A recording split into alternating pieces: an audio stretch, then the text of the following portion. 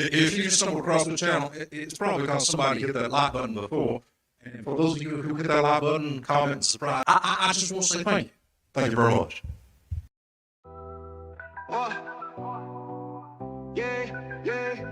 In the digital realm where the pixels dance, I'm the trader, the player, the main chance. On the charts, I see the signs, the patterns, trend lines, candlesticks, the market's own tattoos. Highs and lows, the rhythm of the trade. Stay focused, don't let the noise invade. Technical analysis, my trusted guide. In the crypto market, I ride the tide. Crypto patterns, they come and go. Stay ahead, let the market flow. Buy the dip, sell the peak, don't hesitate. In the crypto market I navigate. MACD, RSI, the tools of my trade. Volume spikes where the profits are made. Bullish and bearish, the market's mood. Stay alert, the game is never subdued. Highs and lows, the rhythm of the trade. Stay focused, don't let the noise invade. Technical analysis, my trusted guide. In the crypto market I ride the tide. Crypto patterns, they come and go. Stay ahead, let the market flow. Buy the dip, sell the peak, don't hesitate. In the crypto market I navigate.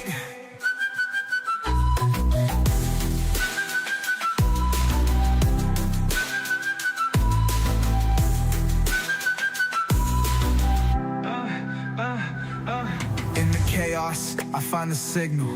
In the noise, I see the details. With every trade, I grow and thrive. In the crypto market, I stay alive. Crypto patterns, they come and go. Stay ahead, let the market flow. Buy the dip, sell the peak, don't hesitate. In the crypto market, I navigate. In the digital realm, I'm the king. Trading patterns, my everything. Crypto patterns, they come and go. In the crypto market I go.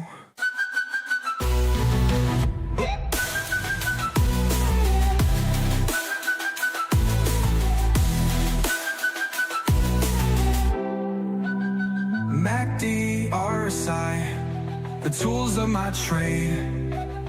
Volume spikes where the profits are made. Bullish and bearish, the market's mood. Stay alert, the game is never subdued. In the chaos, I find a signal. In the noise, I see the details. With every trade, I grow and thrive. In the crypto market, I stay alive. In the digital realm, I'm the king. Trading patterns, my everything.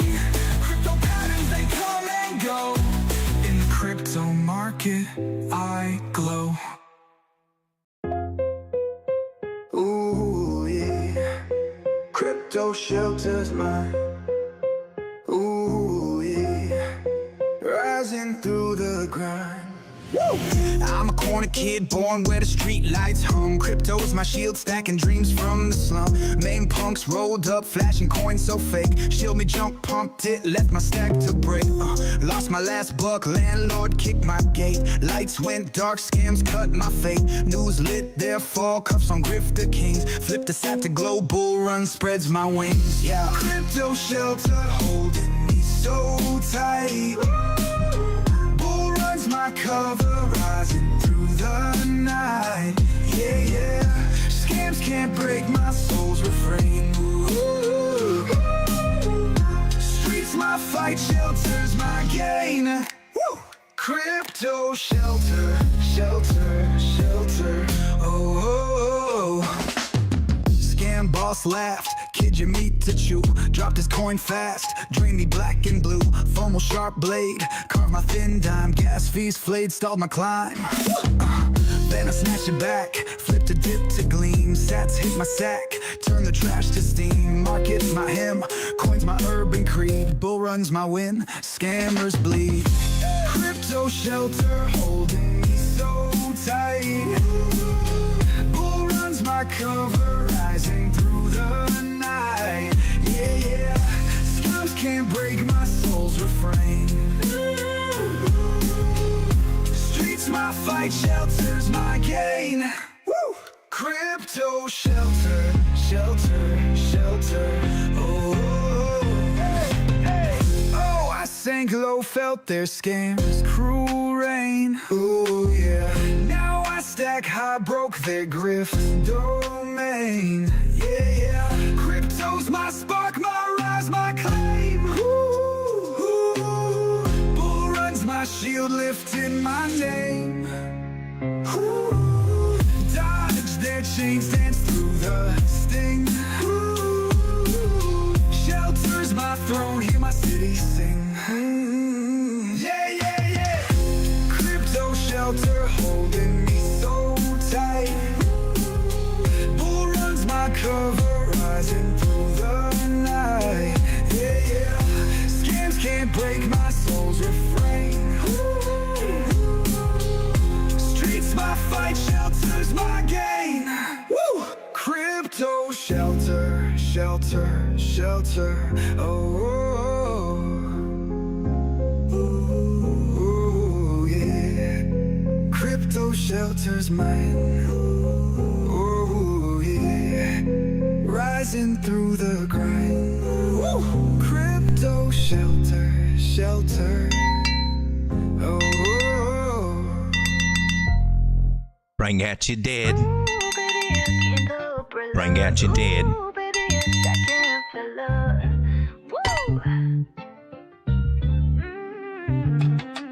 I'm a hood survivor, raised where the hustle bites. Crypto's my cover, shielding through the fights. Mean coins hit fast, scams in their grin. Buy my trash, they gasp, tore my dream.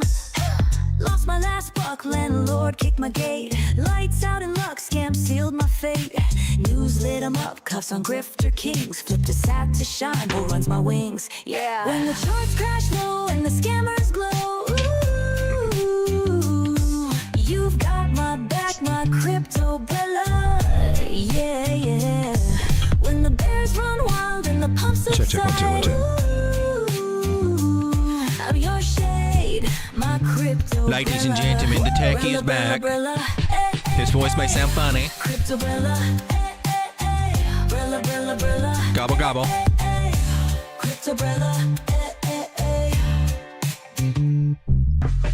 Oh, you waiting on me to hit the button? Gosh darn, why don't y'all say, why don't you give me a cue instead of just staring at me? That just makes me creep out. Hit the button. Well, that's pretty good too. I'm gonna admit that right now. Let me see if I can get that button for you, buddy. Just hold on, I got you. I got your back, buddy. Hit the button, please. I got you, baby. Don't rush me now. If you get me nervous, I'm gonna hit the wrong button now. Let's don't do that, all right? We'll get you there. Just chill. Just chill. Why me, God? That's all I gotta ask. Just why me? They know it's you, Road Dog. I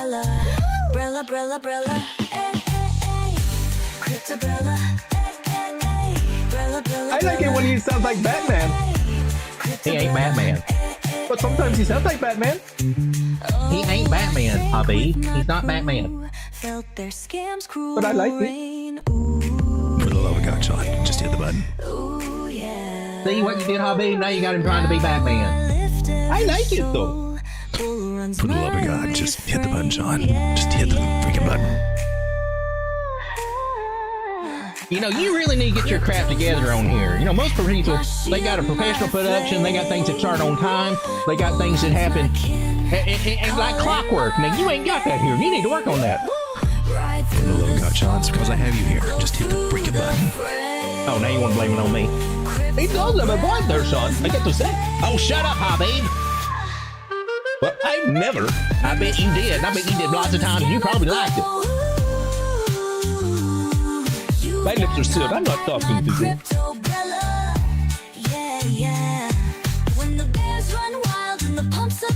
Ladies and gentlemen, for your viewing pleasure, here's your turkey.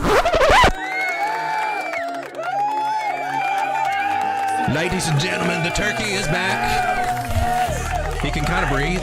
My voice sounds like this now. I don't know what's wrong. How's it going, everybody? Glad to see you. New voice and everything. Ladies and gentlemen, we're starting out here with the Bitcoin chart because, well, why not? This is the daily time frame. We've been tracking this one for a while, and my gosh, you hope you'll find support. It finds support. It loses support. was pleased to found that I kept this chart alive. We were tracking this trend line here, hoping with a bigger idea that I've got some words somewhere, I'll put them out somewhere, that we would break out and get a higher high, and then we could be on our way to recovery and something great. And that didn't. We never made our higher high here. We never did come back above 99. The indicators, and especially Ichimoku Cloud at the time, were indicating that rough waters were ahead. So I'm starting to make notes here, and I kind of like that idea. Just kind of document things, because if not, I find myself forgetting what I see on the bigger time frames. Then I fall into it, like the weekly MACD crossing. Yeah. I promised I would never do it again, and I was sitting there watching the server. I promised I wasn't going to, MACD. Didn't do enough. Did 25% when I should have probably done it all. Honestly. Oh, hindsight, you're always so cool. Current sight, you kind of suck though. All right, so top goal was that we had here was, well, we had to break. We knew that high. We needed to break this area just to kind of hope that we wouldn't roll over. And we came up there and we sadly rolled over. From there to a new lower low, and I'm not convinced that the bottom is in just yet. This is looking good. We can take you off. You kind of suck now. I guess we can take some of this stuff off. The cloud is getting a little thicker. That's cool. Maybe we can hang out here a little bit and eventually break into it sometime around April, if we're lucky to take that trajectory. So that's around April.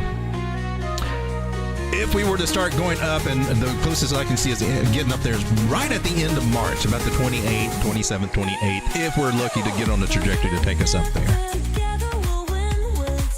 Cross your fingers. Hope to die. Stop sticking stuff's in my eyes, in my nose. So I want to stay with this chart for just a minute here. I see that my microphone should be on. I'm going to have to go check with the chat here. Try to make a habit of doing that. You can see that we're in a channel. Go back out. So this channel ID is that is not the bottom. That could be the midline. So we copy that. We take it to the next area. Take it, lay it over here on this little guy, respecting these kind of angles as we can. I could probably even dial it better. We're just kind of getting a feel for it here. And maybe we're at the bottom of the channel, but we wicked out a few times. So gosh darn it, with this idea we carry it over, and we'll come over here. Channel, we had a candle body top, candle bottoms, comes to a wick. So we kind of end up possibly, I don't know, how deep can this channel go? If you go with channel theory, they can go as deep as they want, really. Usually you're well, I mean, levels by levels, there's levels to everything, and the angles and all that, but usually you are in a divine channel. It looks like maybe we might have a little something here. I'll keep these ideas at bay.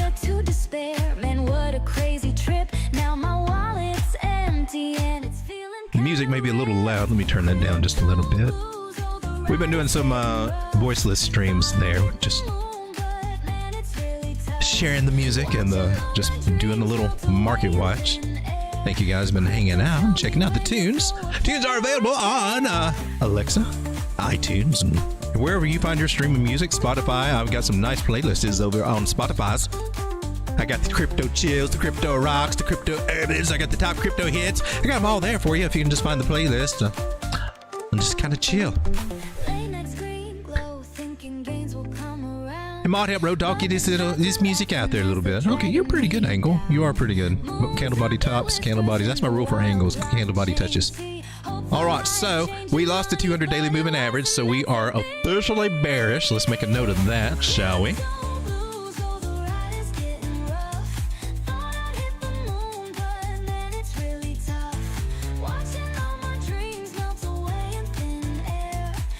So we are officially bearish on the daily time frame because we are below the 200 moving average. Whatever time frame that you're on, that's just the general rule. If you're below the 200, you're bearish. If you're above it, you're bullish. And so that's an easy thing. Now we know where we stand. Well, gosh darn it, we're bearish. Now, Ichimoku Cloud's been telling us we've been bearish for a while, ever since that we came back into the cloud. We lost it above the green. We came in under. Anytime that you're under the cloud, you're bearish. You're in bearish territory. That would have been a good place to start and take lots more profits. 96,000, wouldn't it? Rather than 80, where we are now, or 70. How low did we go today? We're down to 76.5 something today. There were times we were looking up here and saying, I even said, so, man, I can't see that happening just yet. I just can't see it happening just yet. And, well, here we are. Now, here's something that I want to share. I've been looking at this idea because I think we got to. I don't like the idea at all. It doesn't make sense for the 4-year cycle, but this is what the charts are saying. So to not have our asses continually handed to us with these big surprises, we got to kind of look at these ideas and plan around them, or plan so that they don't kick us ass. Plan a way that we can be profitable in these ideas if it does play out. Because clearly, rocket ship to the moon has not happened yet. It was definitely hoped for, expected, and time wise, you know, we were ahead of schedule, and then we started getting behind schedule, and now we're just like, what the hell? Is this 4-year cycle even real? It is real, because there is a supply crunch coming on to Bitcoin. The difference is that the smart money is buying down here, and they're also smart enough to know how to drop the prices down here so they can pick it up on the low, scare everybody else out, or force them out. It doesn't necessarily have to scare you out. It could just be forcing you out. You're just like, man, I've got no choices now. I mean, either I cross my fingers and hope I don't get liquidated and lose everything. A lot of people are in that situation. I kind of fall into that category a bit too, because I got my Bitcoin on low leverage and I've been very responsible with it, and it's just been sucking me dry. I'm like, I mean, in retrospect, I should have just kept my Bitcoin on my ledger like I had to start with. Because this other idea of using it with altcoins and other stuff, well, it's kind of played against me in a bad kind of way, really. I would be much better off if I had not done that, but it sounded like a good idea, and it was a good strategy at the time. If it was the bottom and we were working our way up and things were going the way they're supposed to be, this strategy would be kicking ass. But going the other way? Nope. They get you with them fees. And that's what hurts, I think, more than anything. The only people really, really winning in this is exchanges right now. They truly win both up and down. Now, you hear a lot of YouTubers on here saying, we make money going up and down. Some of them do pretty good with that. Some of them just say that. I'm not going to say that, because I can't say that I've killed it going down. So Turkey's not going to say that. Turkey had a different strategy. Turkey's doing spot margin position trading, which, well, honestly, I mean, for accumulating, if we got a bottom, it's probably good, but we got no signs that we're on the bottoms, and altcoins suck. Can we just say that? Let's just go ahead and admit it. Maybe the Bitcoin maxis were right. I hate to say that, but altcoins mostly just suck. And the thing that the Bitcoin maxis have got right is, you know, to treat it like that, even if they just dabble, if they've got it in the back of their head, and I'm just going to go ahead and say it, because that's the typical term, and I think it's probably well deserved. You know, the shit coins. If we look at them as shit coins, maybe we'll do better, because they're letting us down. Even the best ones out there are hurt. I mean, look at this. I noticed this. This is one that she's a slow play, but there's some. I mean, if there's got anything that's got fundamentals behind it, it's MakerDAO. She was about 1,500, 1,600 last time we were looking. I even put some into my iTrust account. I think I sold my ETH and put some over there. That may have been a good choice, because Ethereum's down. Crazy down. Ethereum is very cheap right now. These may be, if you got dry powder, I mean, and can slowly work a strategy, hey, more power to you. You're at a good spot. But if you're a lot of people, you know, your hands are kind of tied, or you're maybe too scared, or, you know, there's some other things going out there, and trying to figure out, well, when bottom, when moon. But look at a MakerDAO at 1,100. Ooh. Well, she gets down to low 1,000, man. You gotta pick some of that up. You know, this thing can get up to about 5,000, right? What was your high? All-time high in 2021 was 6,300. But that's at the 5X. Well, chasing these 20, 50, and 100X coins, probably not working out that well, is it? Because they're not doing it unless you get into the little scam meme coins and you're playing that little game, and that's a rigged game. I mean, I think everybody kind of sees that now. We've all said it, didn't trust it to begin with, but yet everybody's like, oh, I love the casino, it's fun. Oh, lost that one. Here, let's throw another $50 in on this one. Like Road Dog in you. I need a Road Dog in you coin. I'm just saying. So here we are looking at the indices, because, well, that's what we like to do, and this is the one. We lost this channel we were in. We got another little trend line here we were hoping to hold. That one's kind of important. lost that little guy just to give us the big old middle finger here with altcoins. I'll remember that, buddy. I will. Changing my whole, hey, if they're not going to respect me, then should I respect them? I mean, we should play them like the suckers that they are. That means that we should do what we should have been doing if we're preaching to ourselves and paying attention to what's really going on, because this is when we need to listen to that voice. We need to start looking and examining, hey man, what's working and what's not working, because clearly we got to fix some stuff if we're going to actually win in this game. And this is about winning this game, and this is the flush out. This is the big shaking that we've got going on right now. And dang it, damn, they're good at it. They're better at it than I thought. They are better at it than I remember.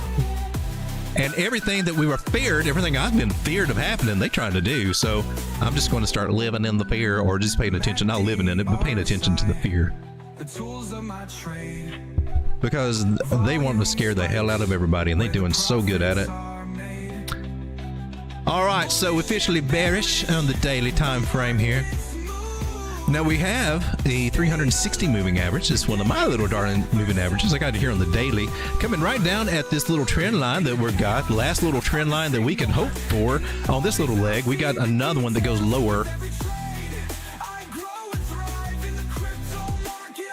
This is what we were hoping for before with that trend line here, that we break out to a higher high, and then we're looking for that next higher low, because that would have been the win to go in hard, and we ain't got it.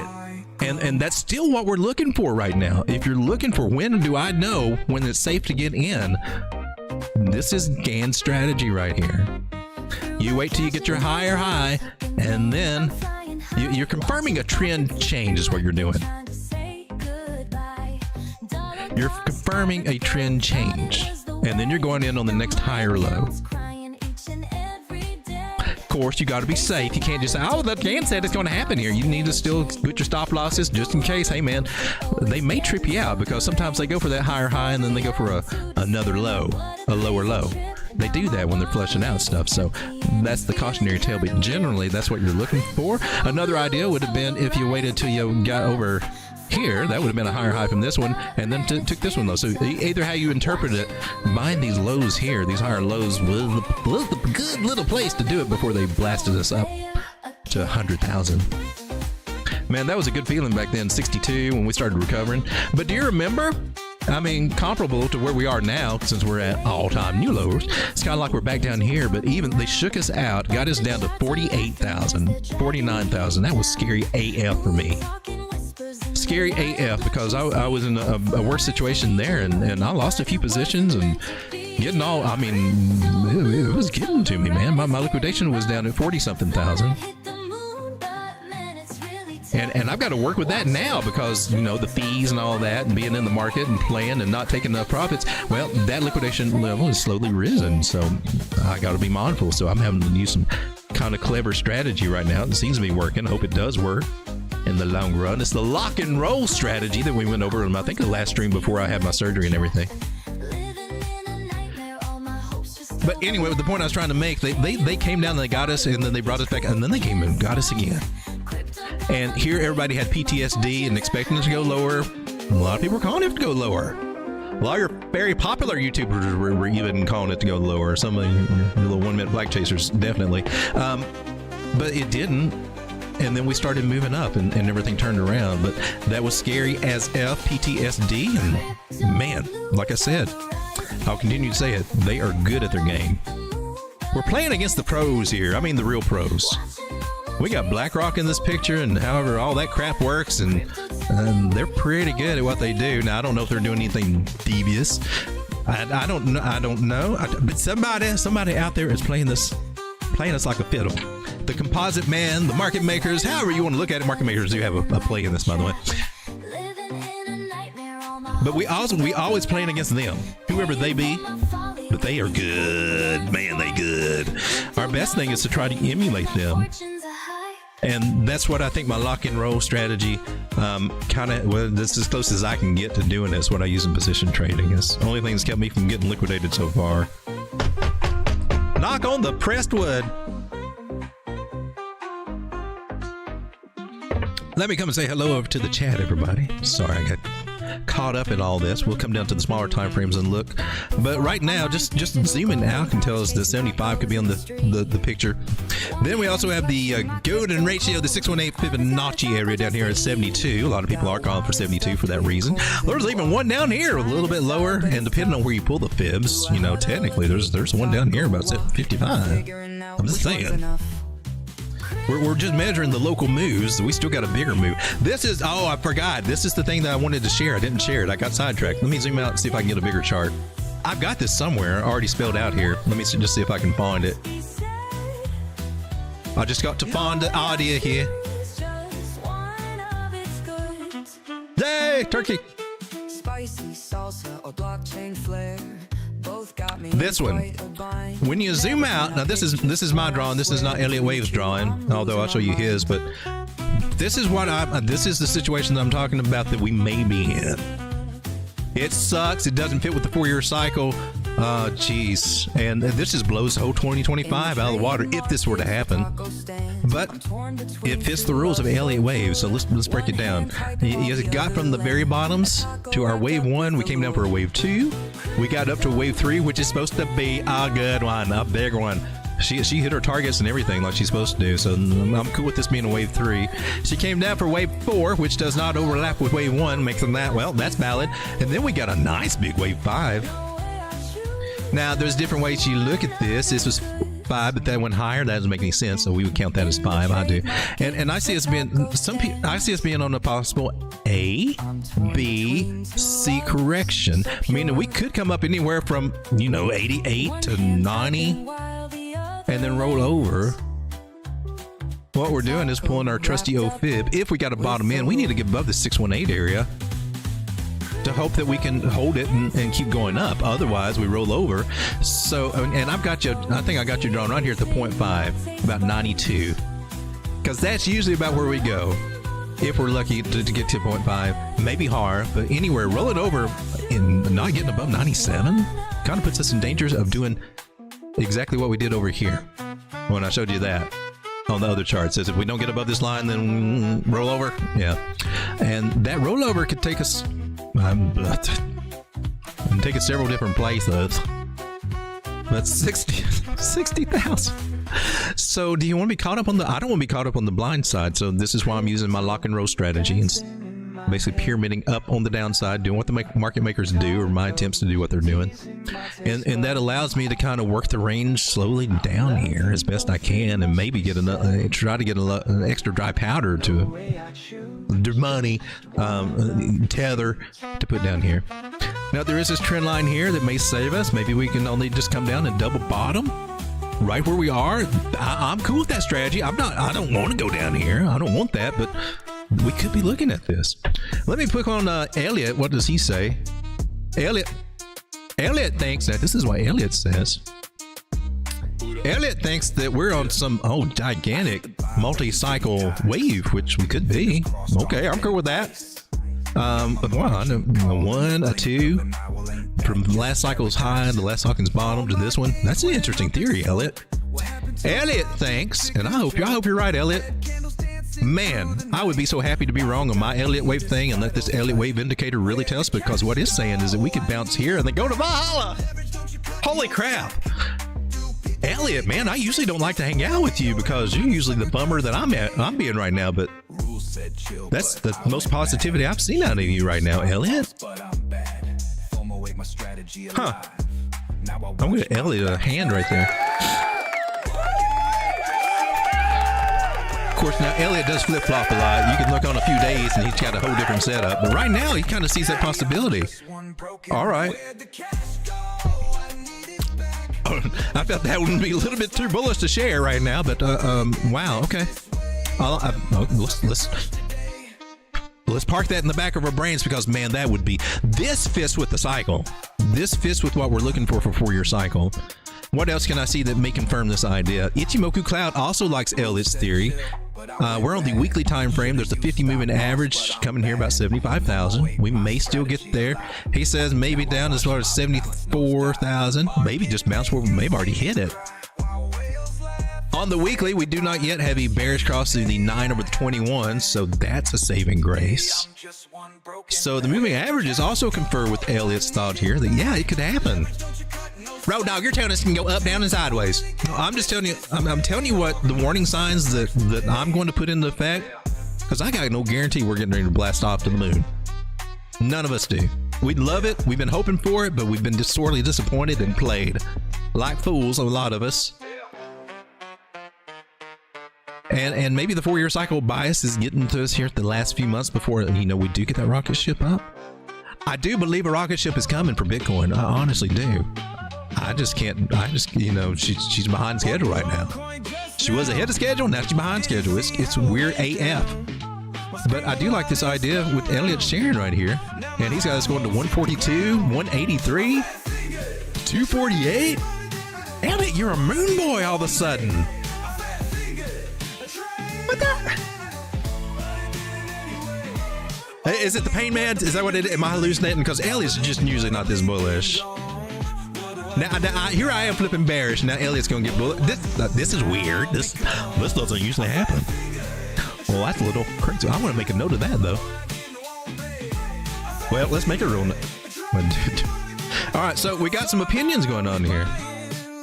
What's she going to do? Nobody knows, unfortunately. We have to keep saying that. Maybe I can't just keep it on for this chart. It'll be on every chart. I'm going to...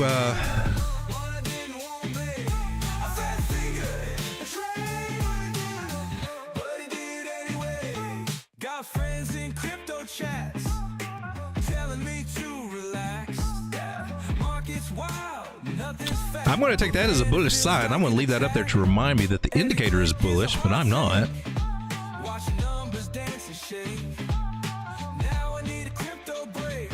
Dog is not yet convinced. All right, that way I won't freak out next time I come back here. Let me say hello to everybody in the chat here. Hello, everybody in the chat. We got 30 people hanging out with me. Thank you so much for spending your time here. We got Jim Derringer saying BNX is the most bullish thing in crypto right now.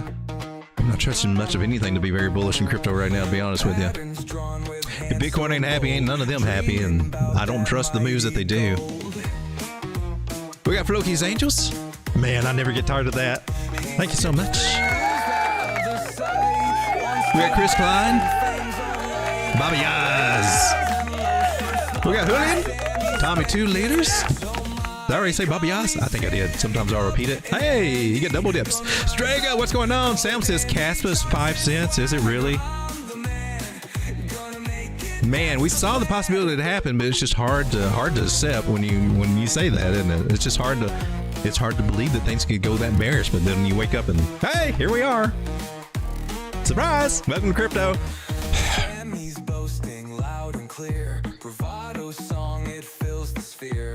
Gobble to the gobble gobble. We got Ando Pancho, Duality C. We got Jackson. Could you please chart time? You know, I haven't looked at time in a minute. Now, I'm sure she is somewhere under $20. I've got a bag of that I've held for the longest time. She's on spot. Let me say that clearly the smart people in this market right now are the spot position holders and spot traders. Because leverage, no matter how good you are at it, or well, some people are really good at it. Some people are. And some people just appear to be good at it. Some people just claim to be good at it, but really aren't, and you can tell by their account. But I do believe that the spot guys have stuck with the spot strategy are the smartest people in the room. So, if that's you, stand up and take a bow, pat yourself on the back. What most people forget to realize is that if you're doing margin, you're borrowing money, and if you're borrowing money, you got interest on it. Okay, in an unregulated space where the competition, the market competition is keeping it down and everything, but it's a constant suck of your profits or collateral, I mean, it's a constant drain on that. So if you say, well, I'm doing this for years, okay, because I've got some of these things, I've had some of these positions open for a while. Now imagine, you know, week after week after week of interest, it will drain you. It will drain you. So just some ideas to things I'm making note of for next cycle that maybe didn't stick in my head as well, or maybe I was thinking, oh well, yeah, but we're making enough profits to cover it, right? Well, if the trend's in your favor, yeah, it works out really good. If it's not in your favor and it's going against you, then that does not help you. It raises up your liquidation levels, is the effect that it will have. Crypto drops salsa on my mind. Bulls and bears, it's a wild ride, but a taco supreme is my source of pride. Buying for coins, but fun burritos. Salsa drips, nachos, stack like Cheetos. Calm in a Jim Dodger says, welcome back, Road Dog. Hope you're feeling better. We're getting there. We're getting there. Random Trader says, Road Dog, or facts, Road Dog, facts. Thank you for going over all this with us. We're holding on for dear life here. It has been a wild ride, and I'm holding on too. My biggest concern is, you know, how I'm watching my Bitcoin just slowly drain away. With you know, what I thought would be plays that would help me increase that Bitcoin. Clearly, I've got to, you know, tweak that strategy. I've been talking about that. I talked about that last week too. So we're trying to do that, taking a new approach, a little bit more of a trader approach to my bag, so I can build up that Bitcoin again. Strega says music sounds fine. Cool. Brave Expanse, how's it going?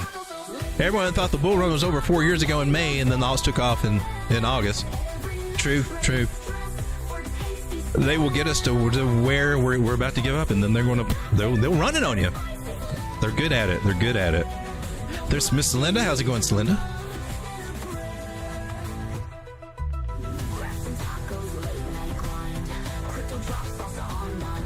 Celinda says next week should be a turn in the market. I hope it is. We should be getting a full moon coming soon. We also got Mercury in retrograde, though. That usually is kind of... Usually I see choppy sideways when Mercury goes retrograde. I'm just saying. And I think we still got a lot of choppy sideways left. It's sucking, but March, from what I saw, it looked like it might be later toward the end of March, but then that would be when we're heading toward the new moon. So, I mean, the smart thing to do that I can get in my head is just to continually be taking profits. That's the only thing that seems to have any inkling to work, to be effective, and taking more profit than I'm used to taking. Looking back, it looked like I was just nibbling profits, but trying to code onto a lot of the bag, and how did that help? Was that greed? I may have been greed. I didn't recognize it as a greed, but a lot of times when I'm greedy, I don't recognize it. A lot of times when I'm being greedy, I'm like, well, I just want to, you know, kind of do all right. I just want to be, you know, at the norm.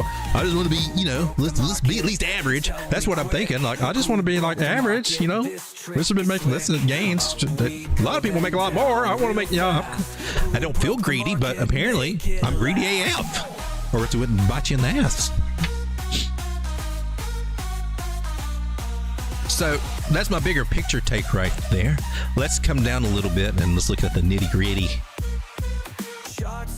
We got this one. Is this the one? What is this? No, this should be the one. Oh, we got the old turkey foot.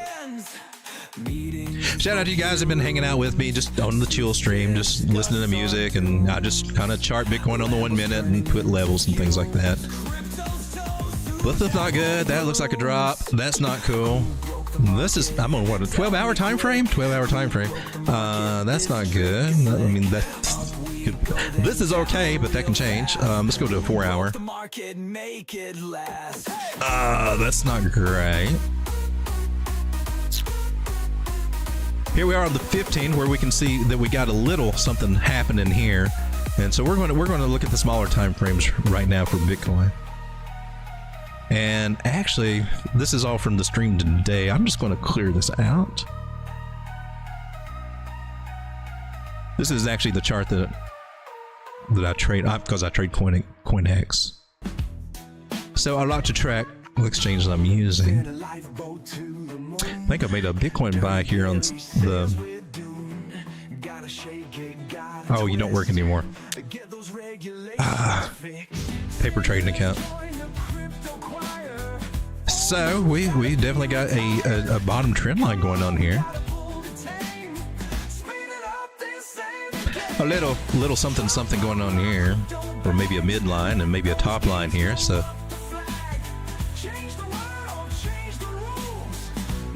short term, I would be looking at that idea, but let's zoom out a little bit.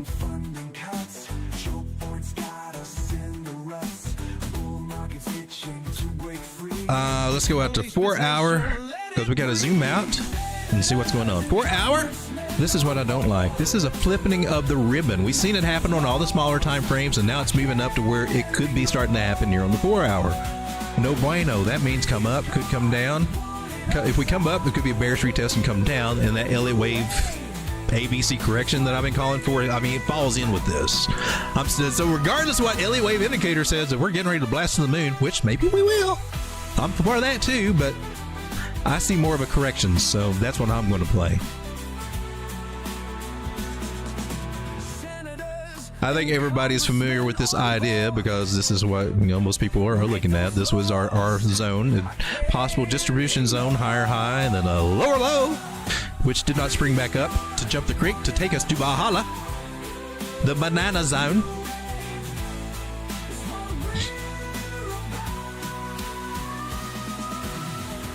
Let me put that back up there. And if you're playing a simple measure move strategy, you'd be looking at, oh man, we could be coming all the way down to 71, 72,000, which also is 618 Fibonacci, mathematical proportions, la la la la la la, and so that's confluence for 72,000 being a possibility to be hit.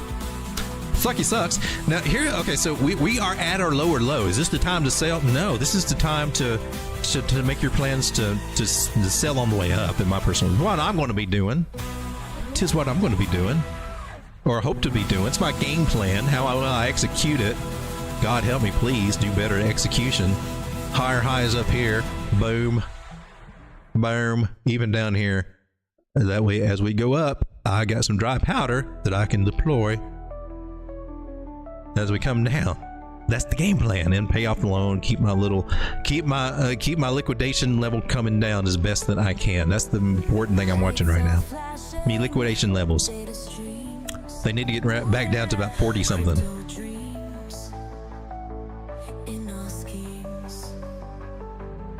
So, that's my game plan. Doesn't have to be yours, but I'm just sharing. It may resonate with somebody. It might be what somebody else is looking for, or it may be, oh no, that sucks. I want to do that. Why would I want to do that, Road Dog? It may be totally against your trading style. I don't know. Everybody's different. Just sharing mine. Not saying it's the best. I wish I'd done things quite differently. But we all say that when the number goes down. But the biggest thing is to stay in the game. Because the game pays off really good if you can just not get shaken out. Possibility of a channel. It's kind of a weak channel idea. You can also look at it as a falling broadening idea. It works pretty good right that would like that. 72% chance this breaks to the upside. Once it confirms a partial decline, it could come down here. I mean, that'd be cool. We come down here. That would suck.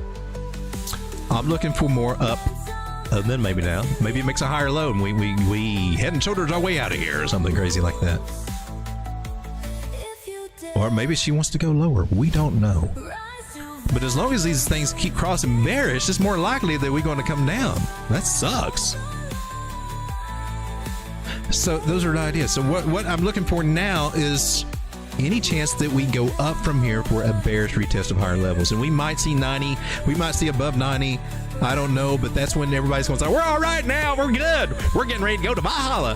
And is exactly what they did last time over here last weekend, Sunday, when I was on here saying, oh, gosh, don't be buying these green candles, people.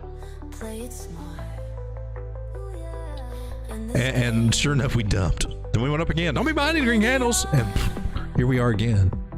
It's kind of deadly to buy green candles right now. It's not even really safe to buy the red candles right now because they keep getting redder, right?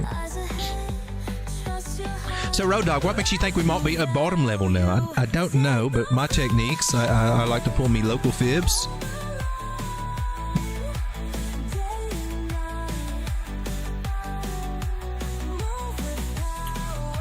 And I'm looking at these two guys.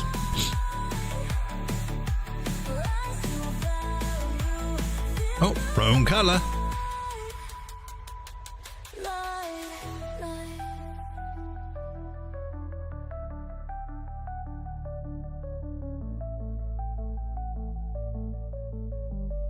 And I don't know that we've actually hit that little guy yet. I don't know that we've actually hit this little guy here. Meaning we might still have some more downtime to come down here to 76. Or maybe it's 73. We still got 72, so is it going to come up and then come back? I mean, I don't know. Now we're starting to get into some areas over to the left. If you look over here, we're starting to come to this area. Possible support, maybe. It's not the greatest support, but it is something. If we want to look at this from the old level to level idea, let me put you a color. If you do level to level strategies, a lot of people do. Ain't nothing wrong with it. It's a viable strategy to do. These are all the areas of support that we would have to kind of break through, fight our way. I think we'd be fighting our way down here. I think that, especially getting around here about 70,000, 68 and 70, there's going to be a lot of buy area, a lot of buy pressure there, in my personal opinion. And so we look at it like that, we got, oh wow. Me Fibonacci's line up very well with that. You see that? That's why I love Fibonacci. It does the hard work for me. It does the hard work for me. Or the little, not the hard work, but the little work. And I think it's a little bit more accurate. Because I can tweak these and maybe, oh, yeah, I'm going to put this one here. I'll put it here. So all these levels should technically be, there should be a lot of buy orders here. I'm sure Bookmap and your exchanges and the order books and all that should also reflect that. I don't normally use that. Sometimes I'll look at the exchange and see how many orders are stacked up on the order books there. That's most of what I do. I don't have an indicator for it to go chase that indicator. I notice it if I see it on somebody else's show or something and make note of it, but it's not part of my thing. Maybe it should be. I don't know. It's just, yay, there's one more thing to keep track of. Try to keep it as simple as we can. I do, hopefully. No matter how simple it gets, or you try to keep it sure can sound complicated when you try to explain it. So does it have to touch this 1-3? It doesn't have to, but I think it will. They normally do. So I'm looking for that. She may come up here, roll over, and then come back down here. You know, we don't know. But not over yet, but it's looking, you know, trying on smaller time frames to do something. Yay. On the 1 hour time frame, and then going to follow, we got that 2-touch trend line. That kind of sucks. Let's go from this one here down to this one, and that's a steeper trend line. Go straight up, and that puts us about 82. We could get up to that area. Probably a roll over and then come back down to 76 is kind of what I'm seeing. If you look here at the moving averages, another bear sign here. Rejection at the 360. Look at that. The smaller moving averages got rejected, passed over, lost it. That was bad. Everything else started rolling over, and now we got the bigger ones rolling over under the 360. So, I mean, we're not ready to blast off to the moon, in my personal opinion. We're ready to blast off maybe to a 0.5 Fibonacci if we're that lucky. If we reach the bottom, which I'm not concerned that we have, so 82, 84, maybe 86 right up here. I swear, I think we'll come back down to here and see how well that lines up.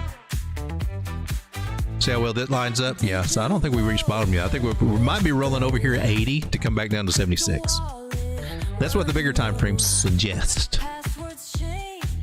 Now I'm going to come down to the smaller time frames and see how that's playing out. And here we got a big old flipping in of the ribbon here on the 15 minute again.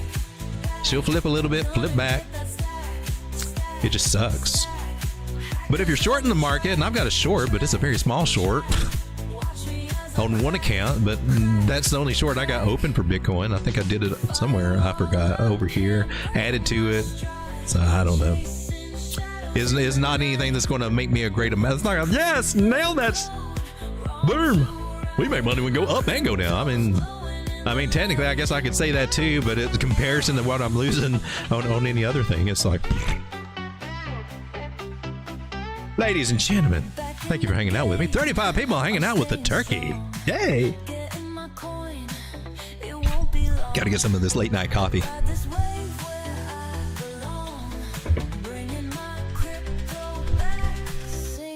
So what I'd like to do now is take a look at Total 3 and see how bad we're getting beat up here. Altcoin bounce. Well, we were hoping that did not happen. Still, we lost that trend line, and then, well, that's, you lose a trend line like on the bearish retest of it. Altcoins, man. There was a scenario we're talking about going back to 550 something billion. Oh my God, they're going to make them change the channel. They're in this nice opening broadening pattern. So we can get some support down here, about 675 billion. That'd be cool. I'm on the daily now. It looks like we're finding support at the 360. Maybe that will hold for a little relief rally and come back up to the 200 moving average. Just get rid of our little... We had that, so that little box that we had, I hope that holds, is also at our daily 200 moving average right there. I do see the possibility of us bouncing back up here a little bit, but man, I don't see anything great coming from this.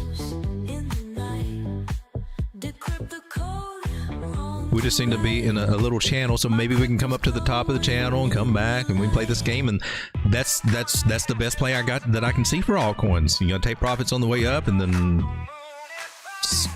either stay out or play the range, or I don't know, but taking profits on the way up, it's not going to get you out of the woods. This, okay, I'm respecting this. This is, well, it's one of these guys, okay? It's like I don't know. Can you see that? It's not a head and shoulders pattern. It's a variation of the triple top pattern, and we saw this a year ago on altcoins, right here, before we did all this. And I was like, damn. It was at a fib rejection area. Every sign was there to tell us to get out of the freaking market, and I even talked about it live on stream. And I thought I was doing enough, but no, it wasn't enough. It wasn't enough. These signs are serious, and eventually you get it in your head where then you start seeing these things and then you react on them. I'm apparently not there yet, but we talked about it and discussed it in depth all through that. And then down here, listen, man, I should have paid more attention to that.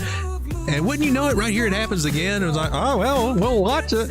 What the hell? Weekly MACD. I mean, I'm just like, I feel like kicking myself in the ass a lot of times. But maybe it sounds like I'm being harsh on myself. I'm not really being harsh. I'm just being real. These are the things that I see. These are habits. Apparently, I got habits of not really fully executing on the signals with the bigger time. That should be the rule number one. But you get with the smaller time frames, and they take you away from all that. And some of the gurus out here are telling you, no, I can tell by the 1 minute what's going to happen. Yeah, they are fucking delusional. Oh my God, you said the F-bomb. I'm sorry. But that's true. It's true. You can see something execute on the 1 minute. There's already been spoken about on the bigger ones. But that 1 minute is not going to guide your future. I know you're going to say, but it's the now. It's the here and now. It's the present. It's what determines the future. And I'm going to tell you, the trend is what determines the future. The trend is what determines the future. And as long as that trend is on the bigger time frame saying, ooh, I'm getting ready to just ream you a good one, you're probably going to get reamed. I want to take a minute to go over the triple top pattern here. ThomasPakowski'sParentside.com. One example. And I know that one looks a little bit different. A lot of times they can be close to even, but he does talk about this one. The pattern becomes valid when the price closes below the lowest valley. The lowest valley, when it breaks that little line there, that's when it's valid.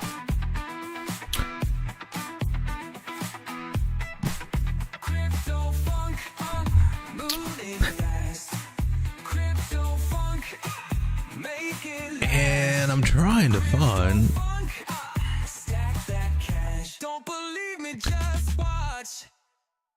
It's the shape is 3 peaks near the same price with the downward breakout. Now this one had a little middle one. Here we go. Middle peak. This is the key. This is where it's coming in. This is where it pays to read, not just look at pictures. Yeah, I'm just going to tell you, some of your little pattern gurus out there trying to teach you little stuff on the 1 minute time frames and stuff. They didn't really get into reading details about all this. They just look at pictures and say, oh, okay, that's what it's doing. Hey, everybody follow me. This is what it's doing. Sometimes the middle peak is priced marginally below the other two. That's the situation that we got. And to me, those are the ones to watch out for. Those seem to be the mean ones. This is marginally below these two. It looks like, I don't know.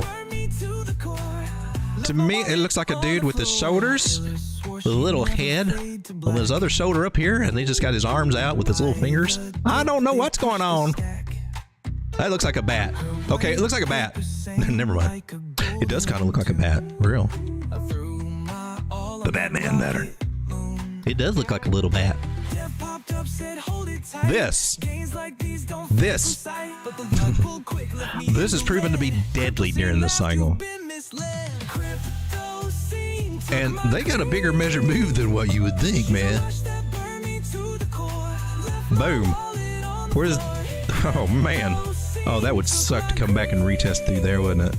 Not saying it's going to happen, but I'm not saying it's not going to happen either. What did we get over here with this one? We got a lot more than just that, for real. Lost it in a blaze. She took my cream. Moon turned to a bust. Crashed into the dust. That's pretty good, though. Measure move got us down to this little wiki. Well, we wick down to 608 billion.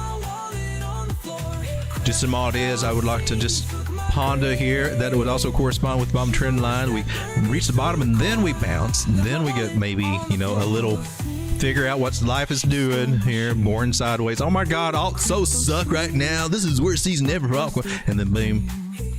And then the same thing. We're faced with the same thing.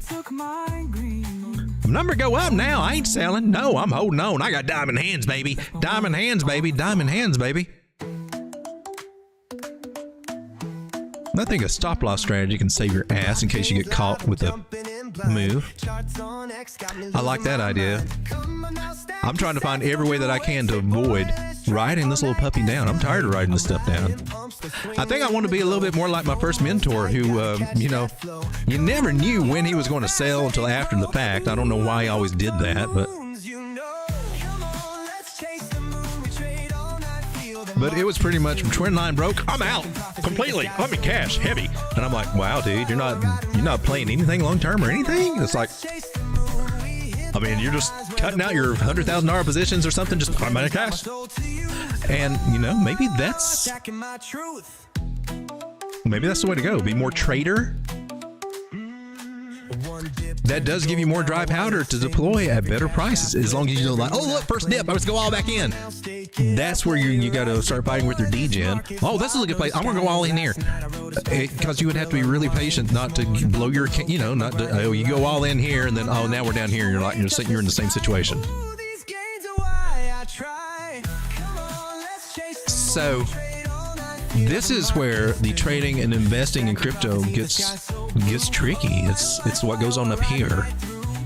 Overall strategy, execution, game plan, if you got a game plan or not. So I want to look at the bigger stuff to see what the game plan might be 62,000 for all we know. So these are some of the things I like to talk about on the show. I hope it might be helpful for some of you guys. I'm just trying to look at what's going on. I'm not going to sit here and pretend that I'm playing this market perfectly, because I am not. Yeah, boys, a lot like you. I mean, there's some things that are like, oh man, I shoulda done a coulda, shoulda, woulda, didn't, but shoulda. I think, and that's the truth of the market. If your guru, your YouTube gurus telling you just how beautiful they're making it on this market, they're probably lying or exaggerating or just not being real with themselves. I find that sometimes these YouTube gurus can't be honest with themselves about things. That's something to look at. It makes me have to look at myself too. I got to be honest with yourself, because how are you ever going to change or learn if you can't be honest with yourself about what's going on and mistakes you're making? You're not. You're going to keep repeating them, and that's going to wreck you. You've got to identify. And I'm preaching to myself here. We all need to hear this lesson, especially when we're beaten down and down on the ground. Because if we can fix it now, and we can make better choices when it goes up, and let's figure out, well, how exactly should I be taking profits? Should I? No. That's going to be individual for everybody, but, get a game plan. Let's play that game plan. Let's see how well it works.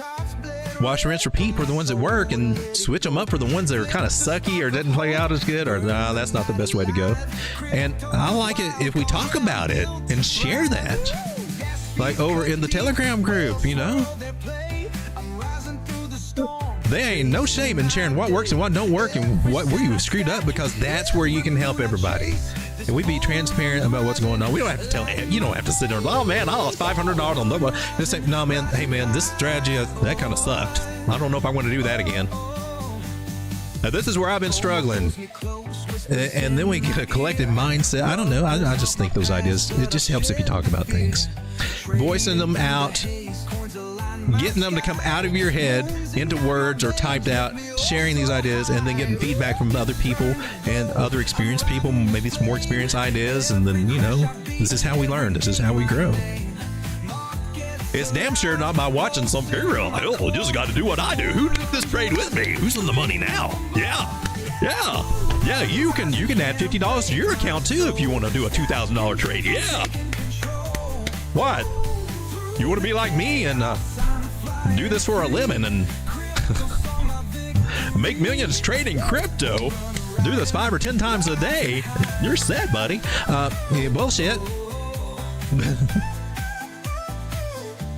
The best way for a YouTuber is to sell a paid course or a paid group,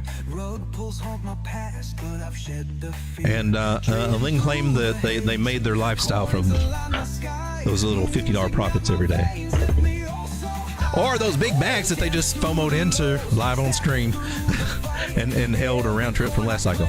I'm just being honest with you guys. Be selective about what you take in. The other thing that I found to help me out through this time is just to keep my vibrations. That's not high, is it? Ooh, we got turbo speed right there. They'll put a smile on your face when you need one. I'm just saying, keep your vibrations high. Don't let this market get you down too much. You can do this. You got this. You got this. And if you haven't had it so far, I mean, we can pull ourselves together. But I'm telling you, I don't see us blasting to the moon anytime soon. We gotta be careful. Let me come back to the chat. I guess we should do news and stuff. I haven't even got set up for that. I think we're through talking now. I don't know if I got the current chat. That was the current chat. 33 people hanging out. I haven't lost too many of you. I lost my chat again. Chat. I got too many windows. All right, come on now. I feel like Mercury is in retrograde.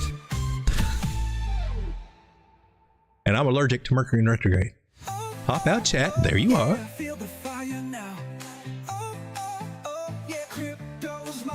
All right. Let's switch you to live chat and let's see what you guys are chatting about here. We come back to where we were.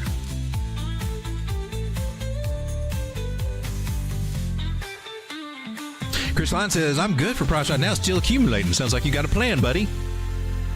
That's what we all need right now is a plan, a game plan where we don't have our asses handed to us. It sounds like you're on the right track. Good deal.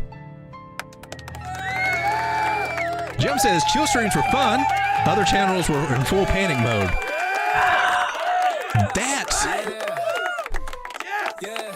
That's one reason why I did do that. Because I can't. When we're dropping like this, and when I'm seeing my account being all kind of like, I can't watch these YouTubers. Man, you got them going on both parts of the spectrum. You got Sheldon the other day, which I love Sheldon. Sheldon he's got tight TA skills. His problem is he's a little bit degen, more degen than I am. And he will jump in quick to altcoins and let's go. This is it, family. Let's go. We're going all in today. Yes. And then a few days later, well, this market sucks today. But I love. Again, I'm not saying anything bad about Sheldon, but because I had to fight through that too. I still fight through that. And if I watch Sheldon and he's like that, then I'm getting my Louis DGen starts coming out. Yeah, Sheldon's going in. Maybe I should go in. I'm going to go with Sheldon. Let's ride with Sheldon. Yeah, let's ride with Sheldon. Oh, that didn't work. And I'm not picking on him or anybody, but we get so influenced by watching other people. And one can be bullish saying, "Yeah, this is it. I'm going all in. This is the bottom, people. Trust me," or whatever. Because I've seen some today doing that. And then you got the other ones that think this is it, man. We're in a complete bear market, and you're like, you just need to sell this bottom and get it over with. Rip that Band-Aid off. But hell no. So what we watch can influence us. It gets in our heads, and then it starts acting out in our accounts. So, man, but you want something, right? You're looking for something from somebody, but whatever you get from whoever you're watching, man, it has such an influence on you, and that's why I say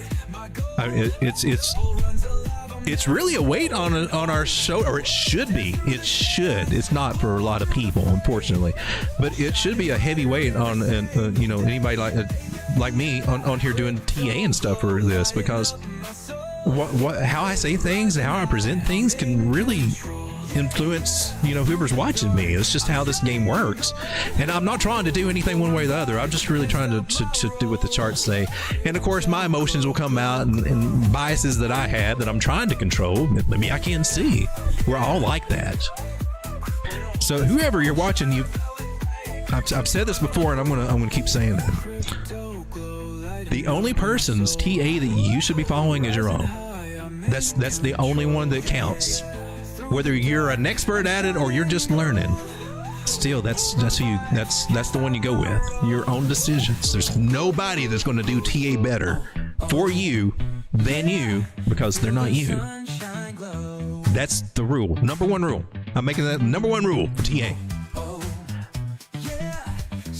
Now, if you can disassociate yourself with your emotions as best as you can, and see other people that you like the way they do their TA style may resonate with you. They use some tools, some tricks, some strategies that, hey man, I like that. Maybe I can use that. And just take it with a grain of salt. What they present, take what I present with a grain of salt. Because you got to do that with everybody, or else you'll get sucked in to whatever mindset or whatever emotional thing that may come across as they're selling at the time. Because if somebody's real bullish about a setup, they're going to sell it, intentionally or not. Sometimes personally, yes, join my group and you'd be making money. You'd be in the money now too. I see people putting up big shorts. I documented one because usually they flip-flop. Happened to actually turn out that we did come down in their setup, but they didn't take the trade. They didn't take the trade. Oh, they expected you to take it, but they didn't jump out there in it. I just see kind of just crazy stuff like that. So YouTube might be smoke and mirrors in a way. Let's keep that in mind. Let's keep it real.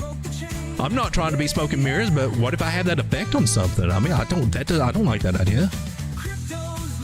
So with so when everybody was out there, you had all the streams, bullish, bearish, scared as F, and we were just tracking the 1 minute chart, and we caught bottoms on it, local bottoms, and hopefully, I think it can be educational, because I'll show you what I look for when I try to find areas I think our local bottoms are calling. It has a lot to do with the fib areas, and I think it'd be educational. But I think it's a way just to kind of share my mindset without me actually talking and all this stuff, just chilling. They go on for hours, and then of course, it does my music too. I want my music out there, so you get to listen to me music. Or you can ask Alexa, play songs by Road.Crypto.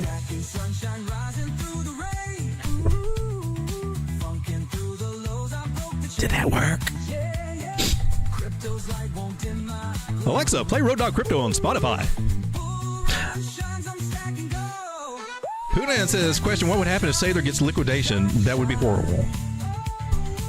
It would be horrible. And that's one thing that's I'm starting to get a little concerned. I don't want. It sounds like they got the glitch so far. Terra Luna also thought it had the little glitch, the money making glitch too. And then when they went in on Bitcoin, that was actually their mistake. Bitcoin dropped during the bear market. They went in. We're going to back up.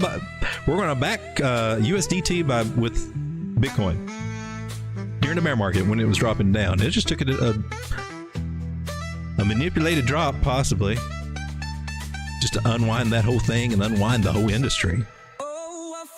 That would be horrible. And even my wife is upset with me because I was like, I'm telling you, you need to get into strategy, micro strategies. Next time you talk to your financial advisor, I think they go through like a little group thing of investment, a little fund that invests in some of them, micro strategy, and I think Tesla was in it. And of course, both of those are down now. So she's like, thanks for telling me what to get into micro strategies and Tesla. And she came and looked at me and I said, the market's down a lot. And I said, the market is freaking horrible. You're lucky I'm not biting everybody's head off right now.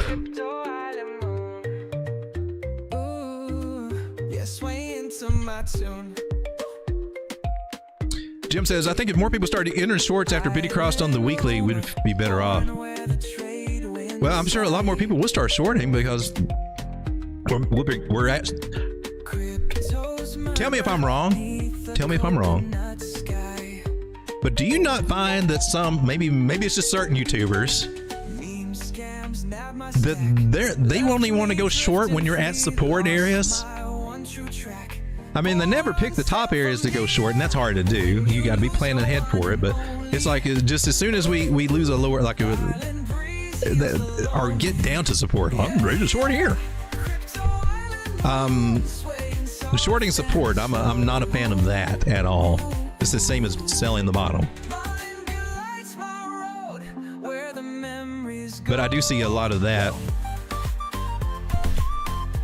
Ryan K says, my hopium doom laced mine with some bad stuff. Oh no. The Batwing. Oh man, I'm way behind on chat here. All right. Jim says, diamond hands is hopefully a habit people grow out of unless they bought in bear market. You can sell whenever. For Bitcoin, I like diamond hands. And if I'd stay diamond hand instead of saying, hey man, let's take it and put it over in the spot margin and then we can tweak it off with these altcoins. That's sounded great at the time. And I think it could still be a good strategy. It was just, it wasn't the winner for me. Diamond hand and altcoins sucked for anybody. We just rolled over and now we're on lower lows for a lot of them. So a lot of altcoins, been catching some good bottom prices 2 years ago, 2022, 2023, when we're at the low. Bitcoin's down to 20, 30, 15,000. The whole market's scared and altcoins just gave it up. Yeah, now we're back there. And here Bitcoin is at 70-something thousand. Clearly the winner is Bitcoin. We got Grimmer. How's it going, Grimmer? CTI. Let me make a list of that. We got to check out Time, CTI, Warthog Thunderbolt. You're a real honest guy. We appreciate that. But thank you. I mean, there's not being honest. It doesn't help anybody. Not being honest with ourselves and with other people, that just creates more bullcrap. What you mean? It would be horrible. Sailor being horrible. Would that affect the price of Bitcoin? Man, if Sailor would ever flirt with liquidation and all that would unravel. That'd almost be as bad as Satoshi's wallet sending out Bitcoin somewhere. But there's no way in his but there's no way his Bitcoin is on open market. You see how Chile is? He's got some. I'm getting concerned because now we're starting to get derivatives off of this, and now it's like he's doing like a DeFi play on the legacy side. I don't know what's all the details going on with MicroStrategies now, but now I'm starting to look at like, you guys are starting to get like another game plan that I'm not cool if I'm sure with. It sounds like there's getting to be a lot more leverage going on there, and I'm wondering. I still got it because the reason I got it is because that MicroStrategy stock, when the price does go up, That sucker splits 10 to 1 a lot of times. And that's free money, especially if she gets back to $700-800 again, maybe. So I'm still in it. I'm not selling it at the cheap. Crypto lost well. Sub says, yes, some are long at the top and shorts. They do it a lot. Flag to the upside. Not looking at seeing the resistance. Trend line resistance. Can't zoom out. Even if they do zoom out, they don't. I don't know. Sometimes. But hey, millionaires, paper hands, make profits. Long C, crypto. Oh, what we got? Always says he doesn't listen to other channels. Next day he says he does, but it just shows the best. Yeah. Someone needs to take 10 to 12 every day. It doesn't matter because that audience is still going to be there. The echo chamber is still going to be there.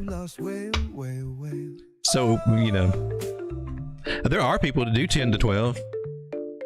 If they're more of an established channel, yeah, that would be a good move. Tom Crown, somebody like that to come in, do something like that. Hell, I've even seen Crypto Face get on at that time before. I thought that was a slick move.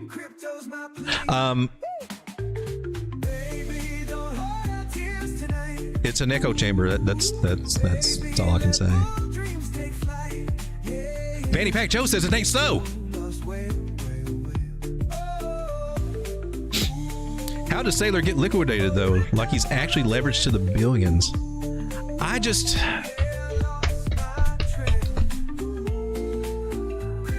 He came close to getting liquidated one time before in the bear market. He pulled, you know, he had to do a lot of selling and a lot of finagling there, but they could get him. They almost got him bent over a barrel when Bitcoin was in the bear market.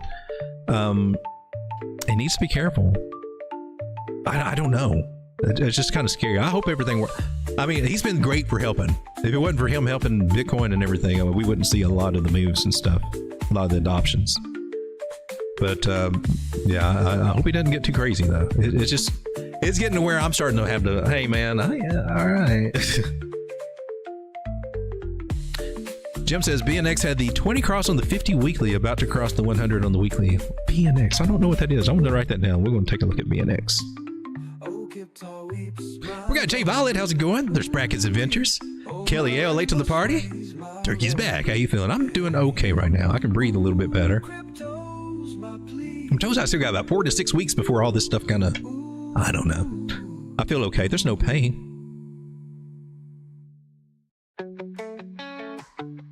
Integration of AVA is complete on Binance. Ooh. Is that Travalo?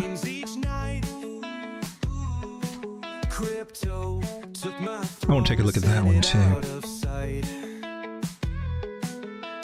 I mean, that's a question. Is he in leverage position? He's got, I mean, not like we have on exchanges, not like that, but he's leveraged. He's borrowing against his Bitcoin, and he's, there's leverage involved, and it can't unwind on him. I think it's probably through one of the you know, like there's Salt Lending. I think that's even still up. I'm sure that's probably not who he's using, but you know, there's DeFi places you can go and get a loan against your Bitcoin and get it in stable coin or whatever. And he may be doing it on the legacy. I don't know exactly what he's doing, but Strega says I get liquidated, but not all the eggs are in one basket. There you go. Now, some people have a strategy where liquidation is their stop loss, and maybe they're, you know, doing dollar trades of 100x leverage, and you know, some people do that. And as long as you're controlling your risk and you know that's part of your strategy, you're okay, and I can't say anything bad about that. A lot of the 100x leverage plays that you see, I mean, they're just people betting $1, just nibbling little dollar, and you know, I haven't done that in years, I don't think. Because it was a hard time getting on an exchange where you could do 100x leverage because of all the KYC and stuff. But I mean, it's a strategy, and some people have luck with that. And it looks damn impressive when they come out. Look, 1,000% gains. I'm a boss. You can't ever trust the percentage things that you see on those posts from people. I mean, they may have made 1,000%, but they may have only made 52 cents. They never, you know, if they post their dollar amount with that and say, man, I cleaned up $25,000 on this 1,000. Well, then you go, oh, now oh, I might want to check you out, hang out with you a little bit more, dude. But you don't see that. You don't see that. We got so much, is it vanity or ego? I don't know. But everybody wants to be good at this game. They want to improve their skills. There's nothing wrong with that. It's okay to celebrate your wins. Nothing wrong with that whatsoever. All right, let's support that. But to make you appear as that you're something you're not, that's where it starts getting you into trouble and everybody else that looks at you. Not talking to you in particular, just throwing that out there as a general pronoun. There may be no physical pain, but portfolios are definitely in pain. Man, I'm looking at mine and I'm like, oh my God, from where I was at my peak, that's the worst way to probably look at it. Oh my gosh, no, I don't even want to look at it. I don't even want to, from my very peak, I'm probably down 80%. That sucks. So clearly, when you start getting back up there, this next time around, I've got to be more aggressive with profit taking. And I'll have to accept that, well, I'll have to take, my numbers when I get back up there are not going to be as great as what they were with the last time I was there. And last time that killed me. Well, they're not as good as they were last time. I'm not going to take as much profit. Maybe we'll get better. That was the worst thing to do. I should have been taking just as much profit or more profit, even with lower numbers. That was what got in my head. I hate to say it, but with how aggressive market makers get with hunting stop losses and avoiding take profits, letting liquidation be your stop loss is safer, but the best sometimes. It might be. None of my Bitcoin bags, though. I got protect me Bitcoin. Maybe having some smaller plays or something, especially maybe the perpetual futures. When you have a chance, can you look at Ethereum for local levels? Yeah, I sure can. She's been hurting too. Well, I should probably stop talking and start charting here. We got a few things to do over here. Sid says the most honest turkey on YouTube. Oh, thank you, Sid. I tries to be honest turkey. The likes are looking good tonight. Thank you. We need to bring out Elvis. For those of you out there that have been hitting that like button, I just want to say thank you. Thank you very much. Total 3, are you going to find support here? I needed to. How you looking on the 4 hour? Suck. How you looking on the 1 hour? Oh, there's some hopium. There's some local hopium here. Total 3? That was a funky move. Man, moving averages are we just riding that flip band all the way down to wherever. Nice. That looks good. I think we can come back up and then roll over again. So there might be some profit takings for some altcoins here. They won't be impressive profit takings, but they'll be enough to save your ass for the next rollover, in my personal opinion. How is our... All right, so let me come down smaller time frames one time here for Bitcoin. I think this is Coinbase. Oh, that was the bigger chart we were looking at. So we're trying to put in a little local bottom here. It did not come down to where I thought it could, so we might roll over. Could, or maybe it's bullish sign. Hey, screw you, I'm going to keep coming up. But rolling over eventually. I doubt that we get past 86. We may not get past 84.5. Okay. So these are some areas to eyeball for a rollover, and that would be, where we can maximize our gains. So then sometimes they just coming up here and rolling over. So somewhere between 84 and 86.4 through there. To me, looks like a good place to get paid a little bit, or de-risk a little bit, or however you're wanting to phrase that. Rollover. All right, ladies and gentlemen, one thing I would like to do is go check out the news with Laird GG, if you guys don't mind. Take me just a second to get there. Let's do that real quick. Sean, take us in the newsroom.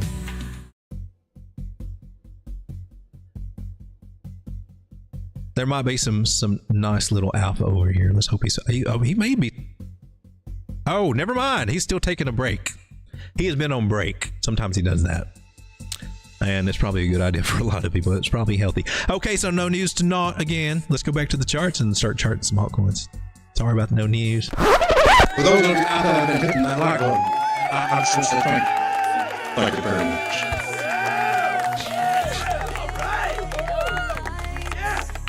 All right, we're going to take a look at time. This is chronotech.com. Coinbase has got it, so there's no Coinbase effect left. Oh my gosh. For real. I have been in time since time was back here in August of 23. I took very little profits and none at all when it was at $40. I had it on a little wallet and I was doing other stuff, and that is called opportunity cost because you got so many other projects you're tracking and things put away you don't execute properly. Opportunity cost is a very real thing in crypto. It's one of my downfalls. One of the bad habits that I need to look for, we made a lower low. Yay. Breaking them new records right there. We're back at $12 now for time, Chronotech. Now, the reason why I like Chronotech, or why I chose it and thought it would do better than what it has, well, it has done well in the past. It's been up to $200, been up to $148, been up as high as $500. Tokenomics they look really good to me. It's got like 70,000 coins, I believe, if I'm thinking right. Sounded like a good play. Look at this, Maker DAO's at $1,125. That's pretty bitchin'. I bought something around 14, 15, so I'm down on that, but I still like that one. Got it on my iTrust account. So we look at time, Chronotech. It's a human resources play. It sounds like a good thing, really. And its all-time high was $550 3 years ago. All-time low was 5 years ago. It got down as low as 37 cents. So we haven't went back there yet. Hope we don't. That would suck out the ass, the wazoos. But look at the tokenomics on it. 710,000 total supply. It sounds like when this thing goes into demand, that number's going to go through the roof, and then we could see those $200, $300, $400 prices. Ain't happened yet in the past 2 years, though. Got up at 40 something. And your boy did not capitalize on that. But I kind of like the project idea. Blockchain human resources software. I mean, it sounds like it's not a meme coin.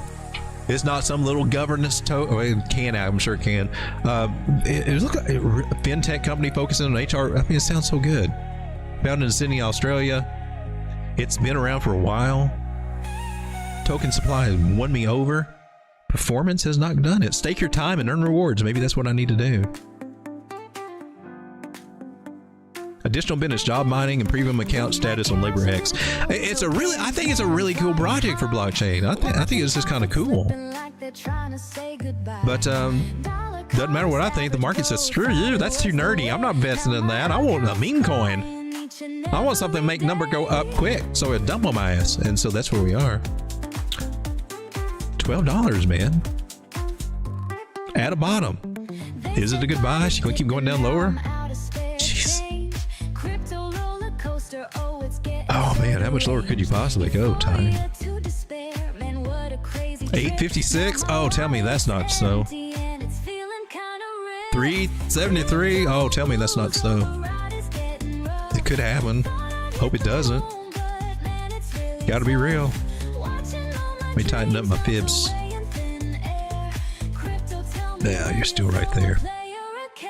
860, huh?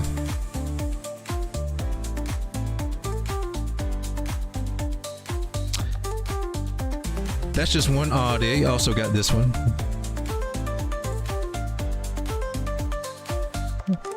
This one might be a little bit more relevant. Oh, you almost there now. And then our 1.272 comes in really close to that 113. So we got a little bitty fuzzy zone right here. If she wants to go to 9,860 in that area, we'll put that one as a little zone. And then this is the oh crap area right here. So this is what we got on the daily. Ribbon that flipped a long time ago. We've been under that ribbon forever. And when I say ribbon flip, I mean my moving averages, the order that they're in, the sequential order that they're in, and I use about 8 of them a lot of times. I use 800, the red's is 600, the purple's 300, 360.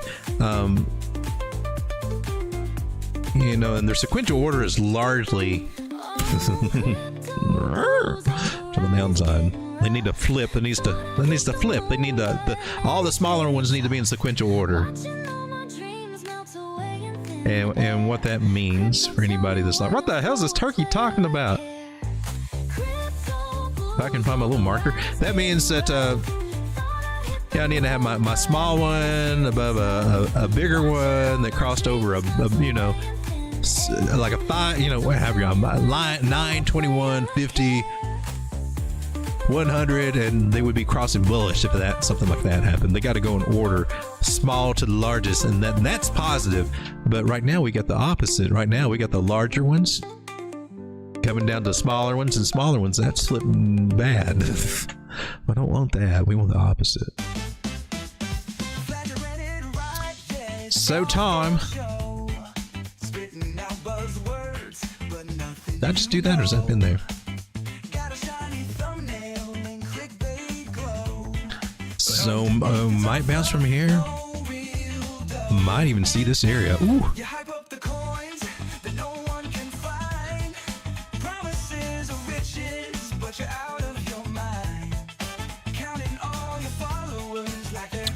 Might have some support coming soon. That'd be nice to bounce off of here. Let's see what happens.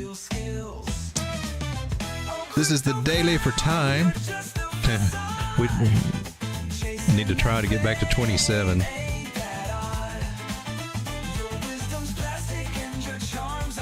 Definitely be a good place to get paid.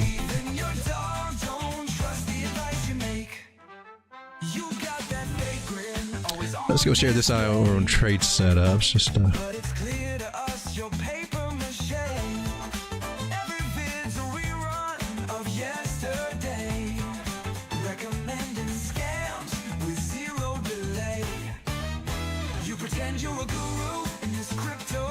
just monitoring levels and possible bottom targets.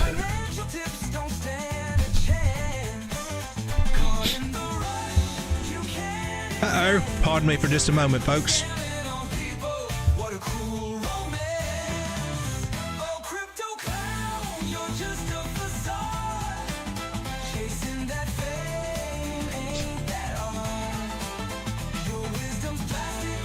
Turkey couldn't find his nose. I'm a noseless turkey and just had nose surgery. Go figure that one out. I found a nose. I got no nose. They stole my nose in surgery. It's probably being sold in China. You nose grifters. What we got right here? Oh, that's nice. That's interesting. I mean, did you lose it? It looks like you lost it. Can you reclaim it? Can we do something? Have you got a little more wiggle room? Yeah, you got a little wiggle room. So we'll see if that holds. That's a weak ass trend line, by the way. All right, so CTI is our next one to take a look at. CTI, CoinTrendz. Now, time is on Ethereum and also on Binance Smart Chain. CTI is, I think, also on Ethereum and also on Binance Smart Chain. It's a little coincidence. This is a DeFi science play that I'm into because it makes sense that would be a really good place for blockchain project to maybe do some real world stuff. Okay, we already pulled you. You hit. I didn't mark the line, but this is why I use fibs, ladies and gentlemen, and why I use certain fibs. And I didn't even make you beautiful up there. Let me tighten you up, tighten you up, tighten you up. Even though I tightened it up, she'd already hit that really nice, that 113 here. And now we're going to come back and looks like try to retest it. And if it doesn't hold, then we're looking for this little guy right down here. Hopefully it will hold. It can hold. We'll give her the benefit of the doubt. Looks like there's a little bit of rounding trying to happen there, so maybe this will hold. 0.0059, 0.006 area. 0.57, I think, is technically what I got on my fib line. And then this one down here, 0.0017. Ooh, that's a bigger drop. Think about that, man. Dropping from this level to this level is a 670% drop. Ouch. If this level does not hold, if you buy $100 worth of this right here at half a penny saying, yeah, I'm going to go in $100. Yeah.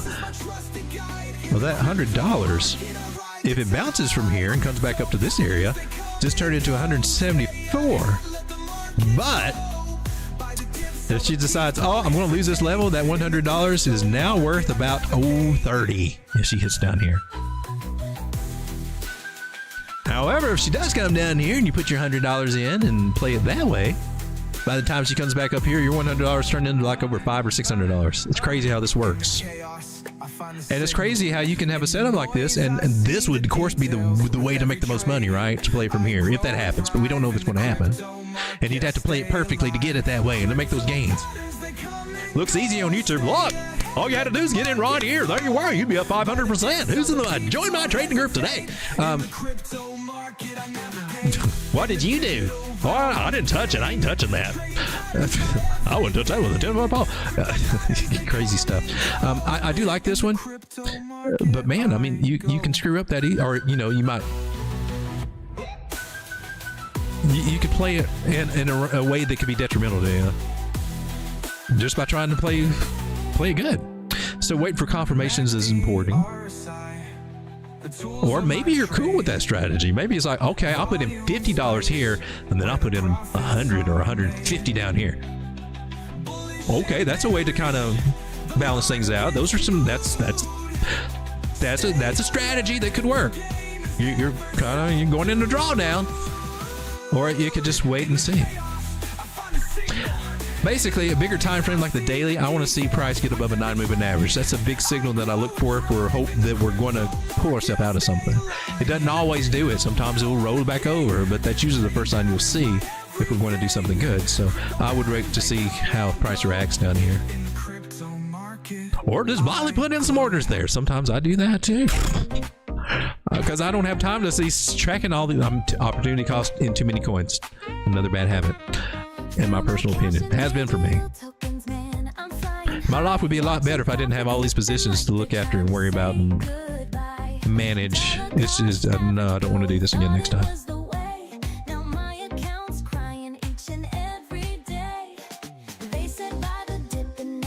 Got a flip net going on over here. That's not cool. That might be a full-on flipping it. Ooh, we might actually see this down here. CoinTrendz, she might be on sale. She is on sale right now. Decent price, will it do anything in the next 12 months? Can we get that narrative in the next 12 months? That's hard to say. A lot can happen in 12 months when it comes to narratives and pushes and innovations, but then you got the extended cycle. We've been held down for so long, we'll run into 2026. There's some arguments for that, and I'm sure we're going to hear lots of the year, but that's going to be a big thing. I'm predicting right now 2026 going into, that's going to be a big narrative for crypto. There's going to be that narrative. Now, whether it plays out or not, I don't know. It doesn't fit with the normal program, but then again, Bitcoin is changing too. World adoption is having an effect. We got to see. Normal 4-year theory, cycle theory says, we should go in the bear market so many days after, it's usually pretty standard. But right now, it's in the back of everybody's mind, or a lot of people's minds, that, well, this is 2025. This is number go up here, and number ain't going up, and we only got so many more months before this little time window is over. And it did feel that way last cycle too, and we saw diminished results, especially with altcoins. Diminished returns with altcoins because of that. Then they double topped us, and that took a lot of the steam, a lot of the fire out of the. A lot of the energy out of the move right there.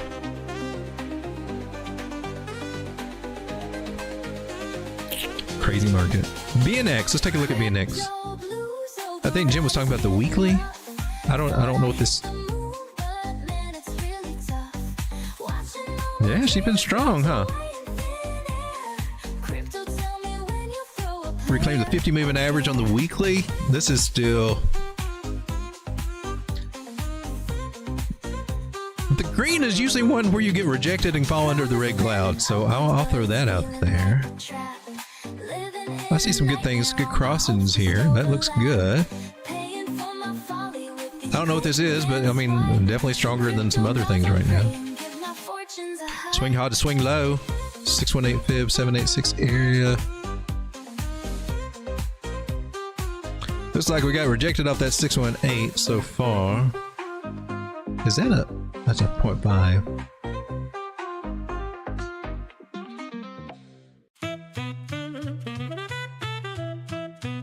Nice. Okay. Back before I mined digital gold, I was chasing tacos in the street. One hand clutching my crypto cold, other side taco just to eat. Got wallet stuffed with. I know it sounds crazy until that one day. Trying to decide, but it's tough. Do I huddle or take a taco walk? Figuring out which one's enough.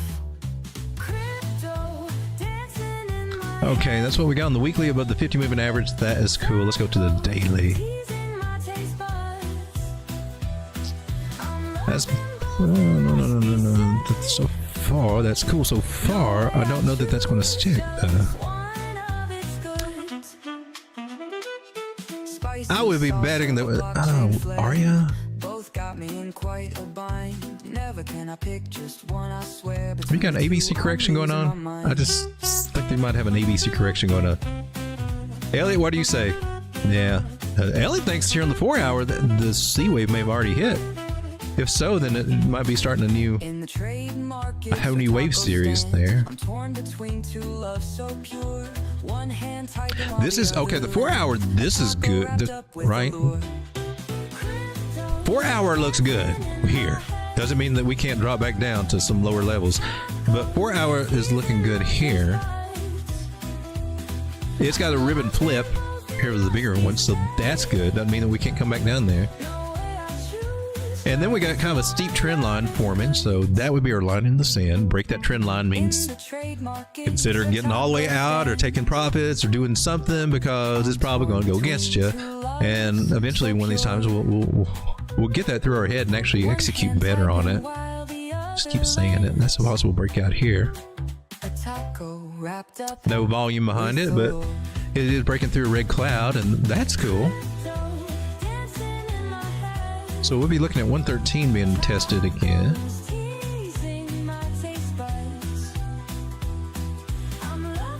A 0.5er? Really?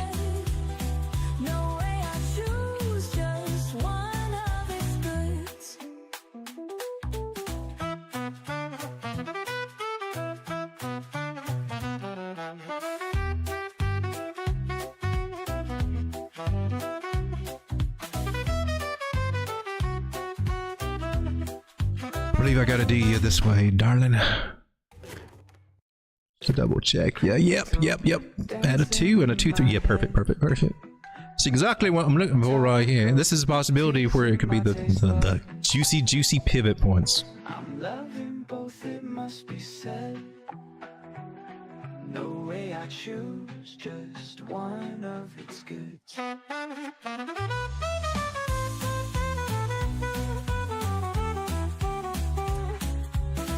These are the two juicy places I think that it could actually get to.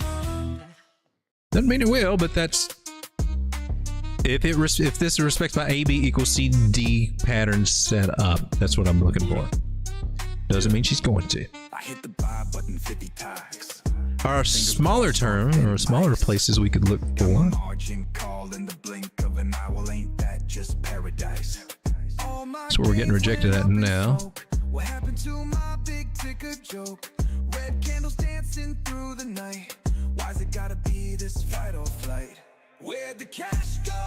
I need it back. Leverage, don't you cut no slack. Do people really get rich this way, or am I the sucker cursed today? Oh, you're gonna do. Rules said chill, but I went mad. We're gonna put you there. Stop loss, but I'm bad. FOMO ate my strategy alive. Now I watch my balance nosedive. Market If she wants to just come up for just a little higher high and get rid, I think she can go up higher. To be honest with you, we're really looking for more of these guys.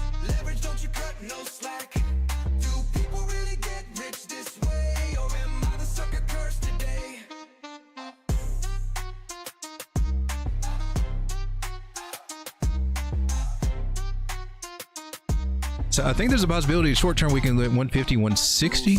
I like this. It's a possibility. I don't know what the situation would look like for it to get there. To be one hump, a two hump, a three hump, a dump dump. I like this though. 4 hours looking good. 4 hours looking good. With the breakout on the 4 hour. So technically you can have a play here. She need to get above that 618. That goes without saying, or we roll over. It looks like she's trying to. 47% just to get to our first target, and you can put a stop loss beneath the trend line, beneath that last little thing. Let's come to a 1 hour here. See what that looks like right here.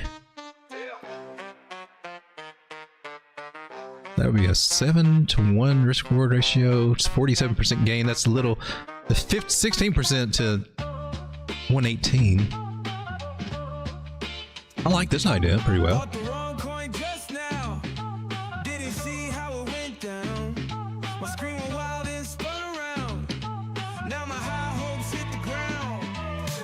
Let's go back to 4 hour and I'll share this idea.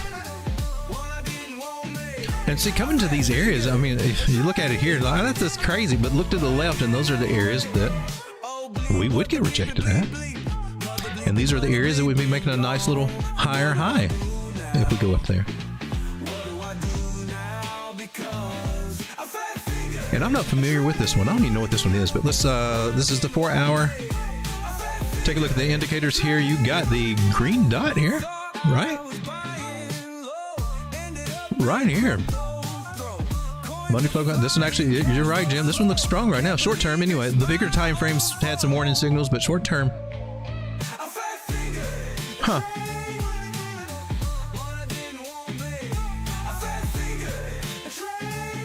Here's a little warning sign here, but she may flip out of that. Be cautious.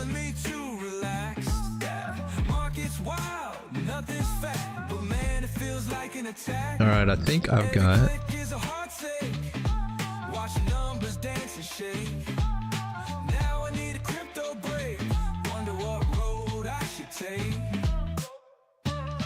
Trying to fit all this in so I can take a picture of it. I think I'm just going to take a picture of the price action. This is BNX. Sammy's got his charts held high, eyes fixed on the crypto sky.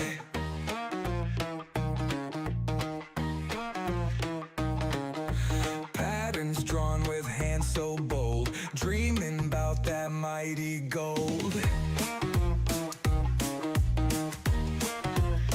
He skips the rules that others cite, wants to bask in fame's own light, higher highs and lows so slight. I'll share that idea over there.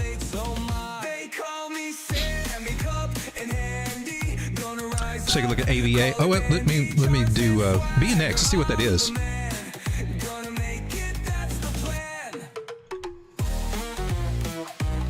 Binary X. Got an old one and a new one.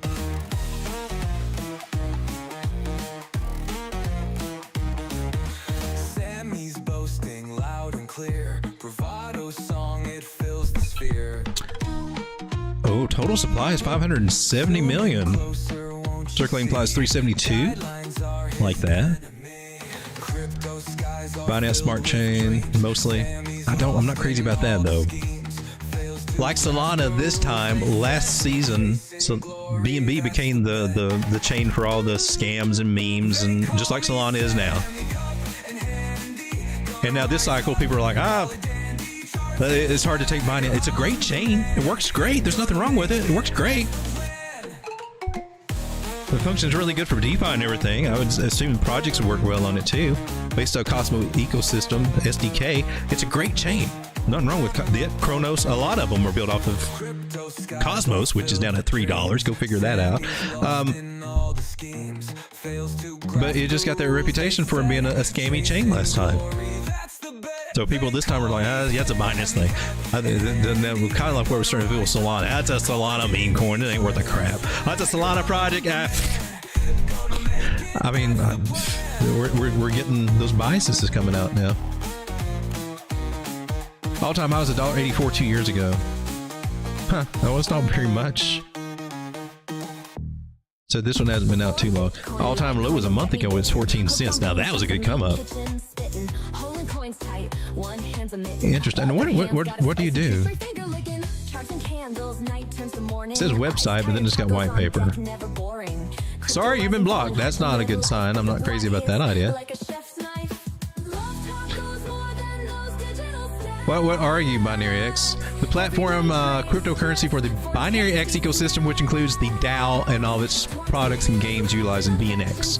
Binary X began as a decentralized derivative trading system, recognizing the burgeoning popularity of GameFi and interest in metaverse games. Wow, I'm really surprised this one's moving. I have to question if Binance themselves are not behind a lot of their Binance projects moving right now. Maybe that's not genuinely real. It's more of a prop up, get things moving. Maybe maybe it's the effect of them putting money into. I don't know, but it's just kind of weird when something goes bullish when the rest of the market isn't, because there's a reason behind that. But this one's saying that it can make some gains, so if it can make some gains, make some gains. I'm not dissing it. I kind of like the tokenomics. I just don't. There's just some things here I'm not. I wish it could be different. Let's go on. Let's check your social. You post anything recently? Pin that. Oh, look, Kermit. What can be broken but never held? Come play GameFi with me.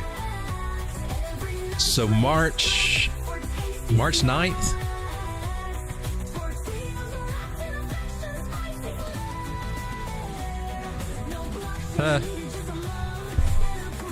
I'm not really sure what to think about the project itself, but the chart looked interesting. Let's check out Ava, and the tokenomics looked interesting. Oh, Avalanche! I'm seeing St. Turbala. I'm used to seeing it as AVAX, not AVA.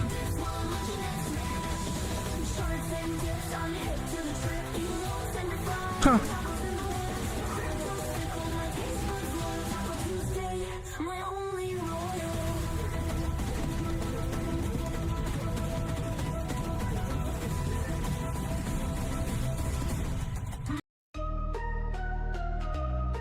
That song got to me there. Oh, I did the wrong thing there. Bitcoin touched the clouds. Now it's back on the ground. What went wrong with our gold? This scam is growing old. All coins maybe. Okay, now this is different. This is not AVAX. Let me see what are we looking at here?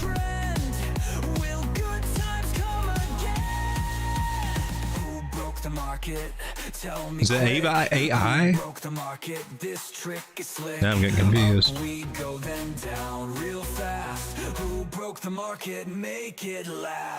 I seem to be very confused now. I know not what I'm looking at. But I've looked at it before and nailed it! Ah! That's the fibs, baby. That's the fibs. Sounded crazy until that one day to hit. I don't know, it's crazy. Ah! Sorry. We have to do this for the algorithm.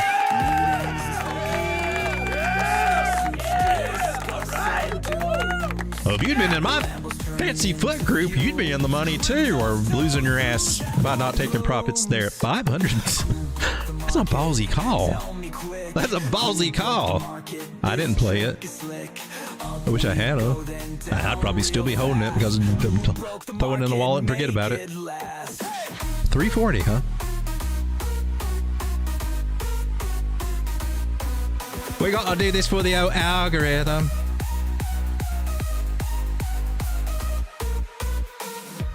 From the breakout up to there, yeah, we got 553% gains. Oh crap, we gotta do this. We gotta make it look 555% gains. 53. Send a lifeboat to the moon. Dirty Gary says we're doomed. Gotta shake it. It was taken off for me though. Oh, I didn't take it. Regulations fixed. Senators join the crypto choir. Old rules gotta be retired. We'll throw this over into the old vanity wall over here. Speed it up, this ain't the game. Jump on my crypto bags. Let those Nailed it. go up the flag. Change the world. Which I took the trade. Make the market fight the fools. Banks are closing, funding cuts. Choke boards got us. Which I took the trade instead of just jarting it. Market's itching to break free. Unleash potential, let it breathe. That's impressive. Oh, okay, so where are we at now?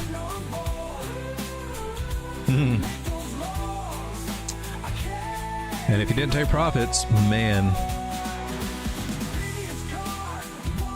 The $100 turned into $87. If you did take profit, $100 turned into like $600.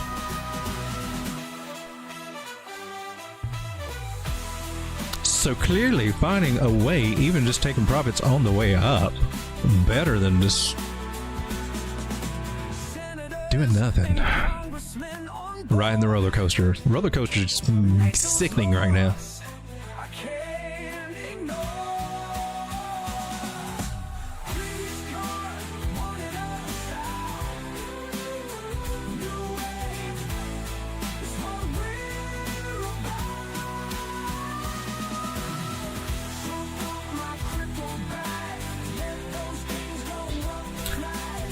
Change the world, change the rules. Make the market fight the fools.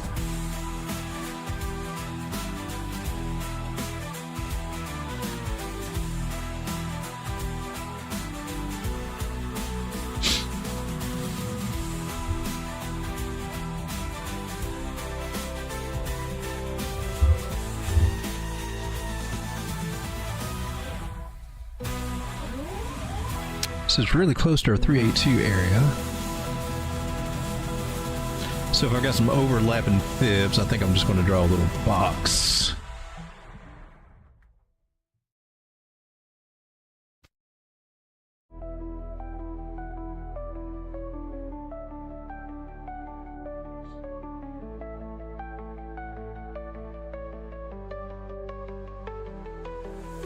Lights are flashing, data streams.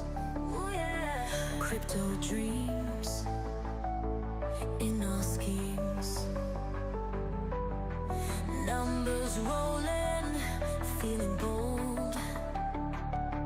On the rise, watch it unfold. Rise to value, take the flight. Hold the line, day and night. Move with power, make it right. Rise to value, feel the light, light, light.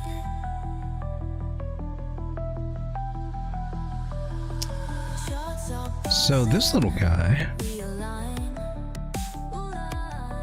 from here, getting back to 121, that's 100%. That's moonbag territory. $100 in, down at these low levels, it's 61 or however low it's going to go. And then a limit order set there to take 50% profit. At 103, you get a moonbag free and clear. Ooh, I like that. I like those plays. That's what I'm hoping to do with what I got left in my spot margin altcoin plays. Is since we're at bottoms, try to do the moonbag strategy. It's the best place to do it. It's when you're at bottoms like this. She can still go down more though. You got to keep that in mind too. But to me, that looks like that's an interesting play. Strigger, I think this is the one you called out, right? That's pretty cool. Let's think I got some of this on my Solana wallet. So I may not ditch, if I haven't already, I may not ditch this one. I may hold on to it. It looks like it could be promising. I need to go in Jupiter and just set me some limit orders and let me just get, so I can get myself out of it. In profits. Profitos! So you can make some good gains. Let's take this. Oh, wrong area. Got to go trade setup.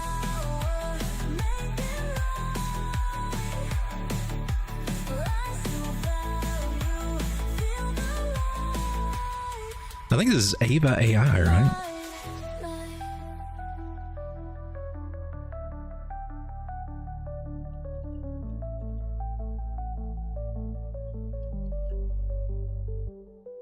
Might be a good set and forget.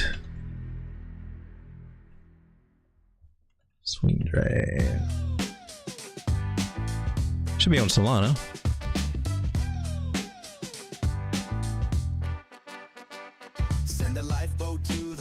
All right, let's take a look at Ethereum here. How you looking, Ethereum?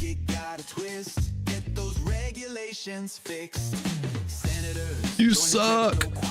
Lost the trend line. We looked at this earlier today and saw that. That was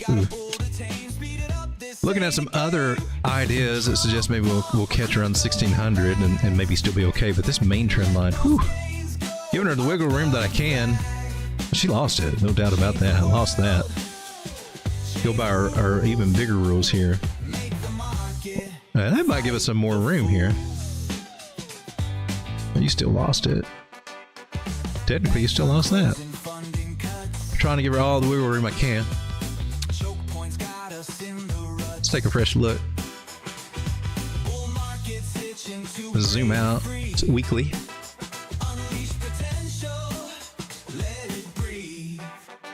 What can the weekly tell us about Ethereum right now?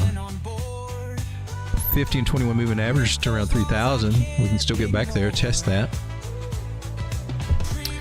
360 is down here at 1572. We can still go down there and test that before we go up.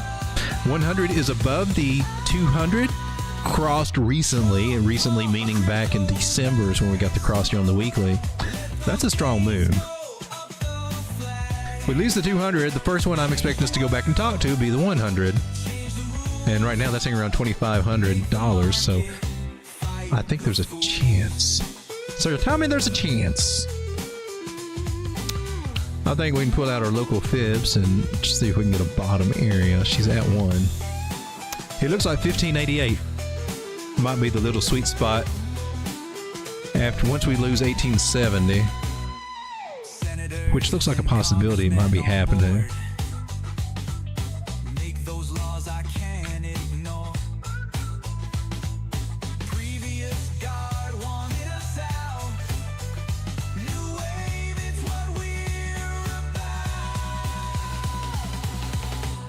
This will be resistance.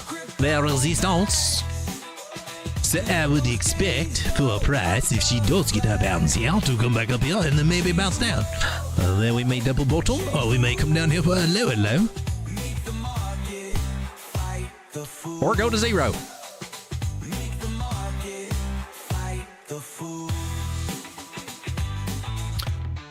This is a local trend line, which they're okay, but it's always best to go with the bigger ones.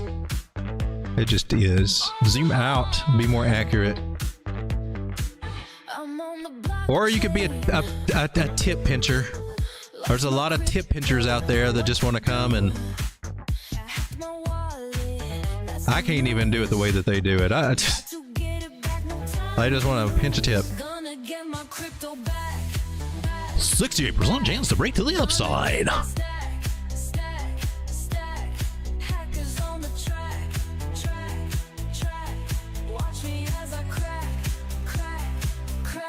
So Ethereum can see this. Will it now? I don't know that it will now. She can bounce off where she is now, and that might hold. It broke through it, so I'm kind of doubting a little bit. Lucy's above 800. That's cool. Still got some bearish stuff going on here. Just gonna have trouble getting above 22. Let's check out a 1 hour time frame and see what she's looking like. How you looking now? She's trying to hold this level, trying to reclaim it. Hasn't really reclaimed it yet. If it does reclaim it, then I would be looking to come up here and then maybe rolling over. Still starting to look like 1588 could be on the table. Can we go any lower? There are some calls. I've seen some calls to 800. That would screw everything up. That would totally screw everything up. At least if we're just breaking through a trend line here, we can come back as a bearish retest and then recover. But if we start coming down to 800, you're looking at retesting these lows down here, making a lower low. That kills this whole thing. That kills everything. That kills all the bullish momentum. That's not you. I want to buy at 800. Well, then you're probably buying a losing ass project. For real, because that's showing extreme weakness. If that happens, that means definitely, if she does go back up, she will probably roll over and go lower. That's not what we want to see right now. Entertain that idea. Could it happen? Well, anything could happen. Let's zoom out on Ethereum. She's at the 618 right now. That needs to hold.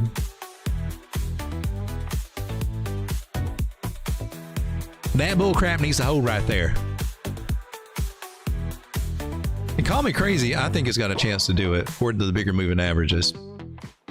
Your next area of support would be, well, it's going to be this little box. Right where a lot of people are talking about, but damn. That just means Ethereum would be moved. To me, I read that as it's going to take a lot for if she comes down here to recover from this. So yeah, it might bounce and everything, but how's she going to perform after that? Probably like crap. That'd be a lot of sluggish molasses moving. Oh my God, is this thing ever going to do something? And that wouldn't be fun. So we really need to hold the areas we're at. I mean, what? Imagine going through more sluggish stuff. What would that look like? We come down here. We go through October, November, and Ethereum still below 2,000. I mean, coming up, get rejected several times. I mean, that would just suck. Never to really get past 2,000. Hard to see turning a little bit of money into millions of dollars with that idea. So we don't need to see that. We need to see it actually regain this. If there's any hope for Ethereum at all. That's my personal take on it. I don't want to see these guys here. I want to see this recover. And come down to the 50-minute time frame, and let's hope you do. Gotta see it get above 2,000. Gotta see it get above 2,000. Reclaim that. Because if she just rolls over here, man. And then what's that going to do for other altcoins? But Solana's going to take it all. Solana's Solana's been chosen more than it's actually got the technology to really do what. I don't know. I'm not sold on Solana.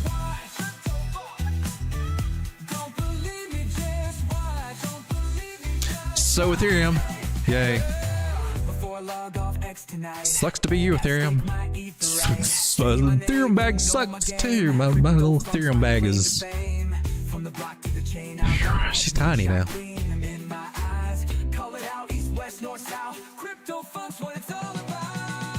If we can just get a good trend going, I can grow that exponentially. I can grow. Well, I'm exponential. Is it? Yeah, I can. I mean, I can turn a little into a lot, but we got to be in the right trend for that to happen. The trend we're in now is just making it all shrink for me. That sucks. I almost feel like I'm close to where I first started a couple of years ago. So I'm gonna put all this money in right now. I'm buying all these juicy altcoin bottoms. It would work great if I took a lot of altcoin profits. Thought I was. Just wasn't enough. I was being greedy. But it can still go up another 5-10x, man. Come on. Why are we in altcoins are not going to do a 20x? Come on, dude. ladies and gentlemen. Let me come back to the chat, see what you guys are doing. We got 26 people. I'm only losing a few. Somebody said, oh, God, he's going to talk about Ethereum. Some people feel that way. Dang it, Sean.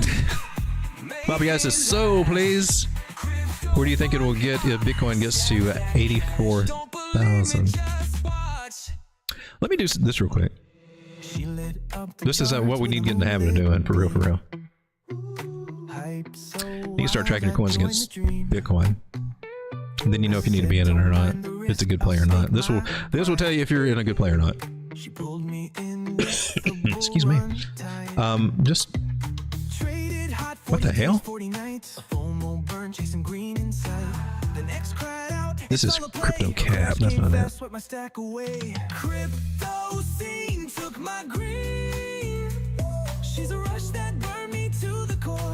I went ETC. ETH. Here we go.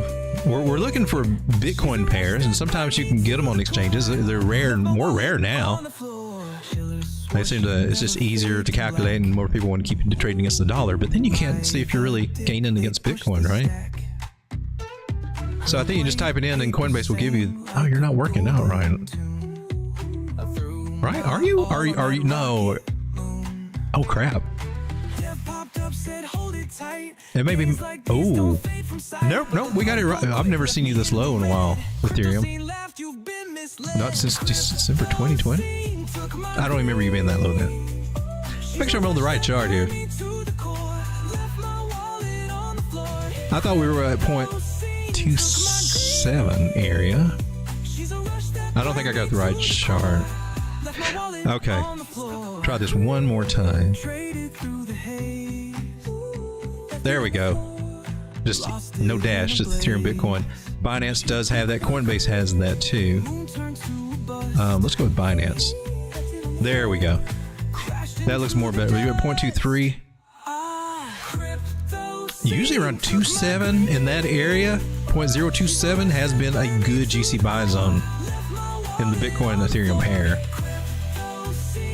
And now we're a little bit lower.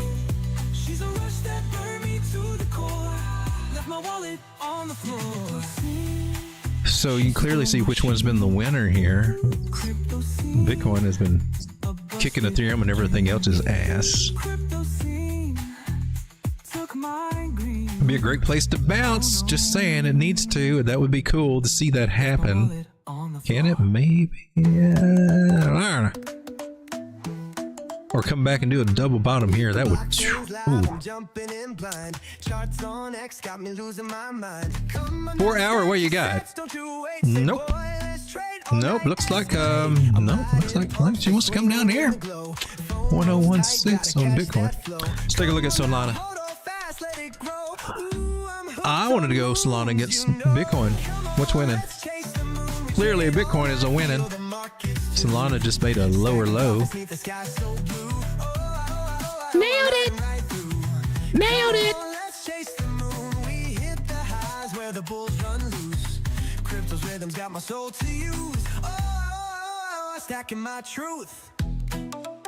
That's a good little green candle starting here in the 4 hour. It's a little bit of hope.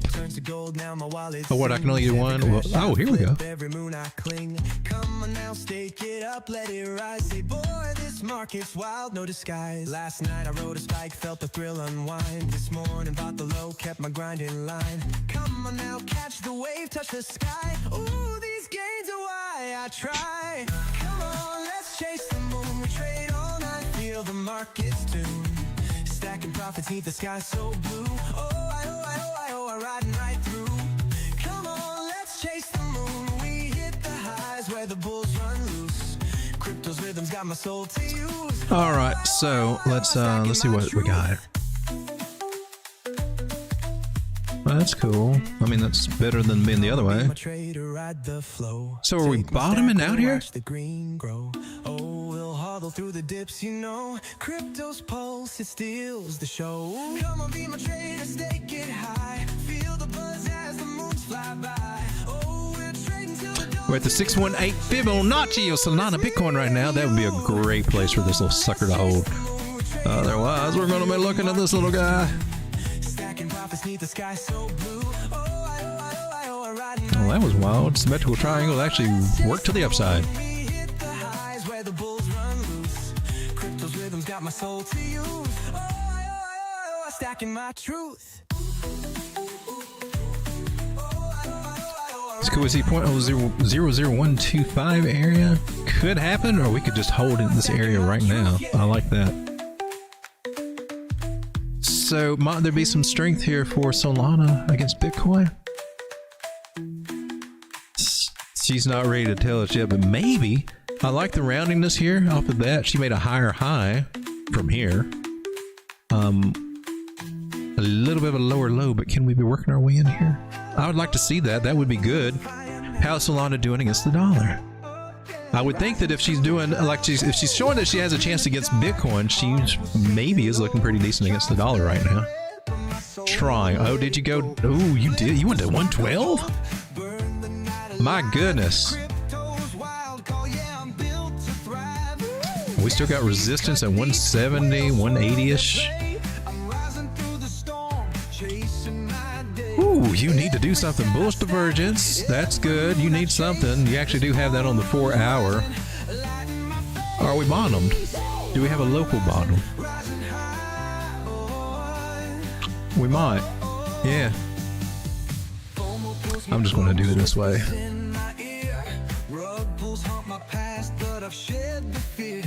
Trading through the haze, coins align my sky. Moons ignite my veins, lift me oh so high. Dips turn to gold, I'm riding this flame. Every crash I beat. Possible local bottom. Markets alive, pulse in my core. This bull run's rising, screaming for more. Yeah, bull run rising, can't break my soul. Stacking dreams, I'm taking control.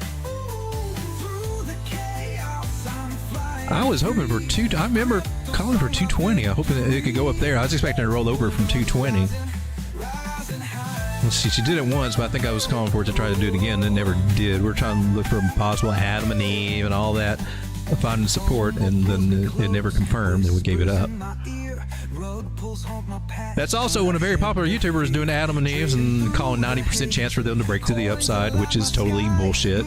I don't know where they pull numbers out of their ass instead of going to the sources, which is Thomas Bukowski for all that. He's the one that gave did all the homework for the percentages of breakout for the credit. If you really want to learn about pattern trading, in my opinion, I know the website looks horrible. It looks like something from the 1980s, and that's his generation. Even his software that he gives, which is free that you can get. He's got all kinds of things to offer on thepatternSide.com. It's the knowledge that's there. Or you can buy his books. I'm not shilling. I don't have a link to you, but hey, look, you're cheaper than I've seen it go a lot more than that. That's not bad. Still, it's a great reference place. It's not something you're gonna. It's not a novel that you're gonna warm up to at night by any means. He's very dry in his writing, although he does write novels. Son of a. No, I don't have that one. Trying to see if I got it. Some of his. I do have. Oh, that's hardcover. I got the hardcover. That's cheaper than what I paid. They were going for like $250, almost $300. I guess we got a new edition out. Sometimes these things get expensive, very much in demand. Just saying. So Solana, it looks like we might be bouncing up here. How far can we go? Well, we know 169, but you know, just looking at the shorter term stuff. Need to get above 153. Looks like 145, and this area is going to be the areas that we need to figure out what's really going on.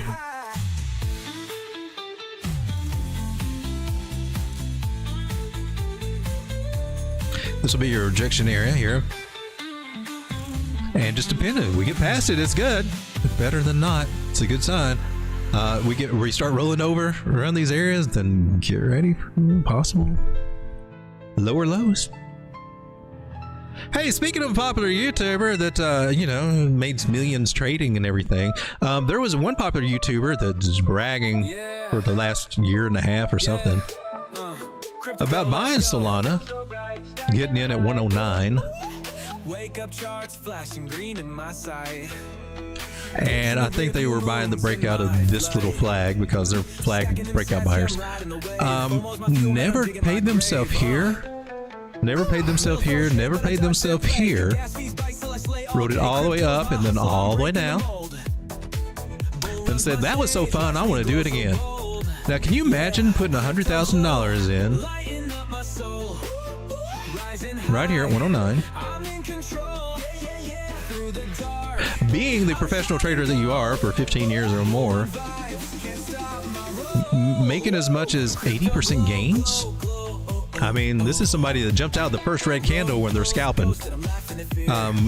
But yet can't, you know, I can't preach because I didn't take profits on a lot of things too, but I'm also not calling myself a professional trader or charging anybody for what I'm trying to do every day either, so there's a difference.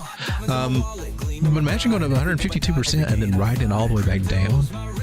And now you're at roughly about 10% up on that trade. Who took that trade with me? You'd be in the money. You'd be up 10% right now too if you stuck with me on this one. Diamond handed, baby. I'm just saying. Sometimes the things that you're being told, I mean, they don't add up with some of the other things that are being claimed. And here we are looking at Solana. I'm going to erase everything. I'm so tempted to erase everything. I'm going to take these guys out. I think my chart's just too cluttered. These are old things too. So let's get the confusing stuff out. We'll keep the green line. The green line can stay, but... So here on the daily, we see that we're down here talking to, you know, old girl. And below her is the 800 moving average, that orange one. Looks like we might be headed down to that orange one here on the daily. I hate to say it, but it does. Look at our channel. Look at our trend line. I mean, whether you want to see that as a channel or not, you still got a trend line, right?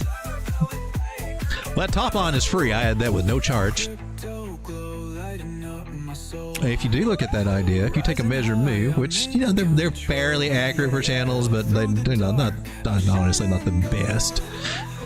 But it's oh my gosh. Woo, $40. Oh, this, okay, we're just throwing it out there. Just saying, throwing it out there. What was our crypto market got to do for Solana to go down to $40? What kind of scenario is that got to be? A sucky one. We're just looking at lower this channel now, and we could see it could be coming back down to 100. Oh, I bet Mr. Flag Chaser will be. I wonder what his.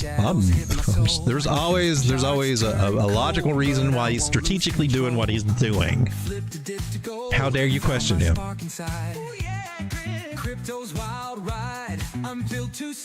Did we do all this already? I'm dancing through the dark, keeping hope alive. Oh man, you don't want that to happen.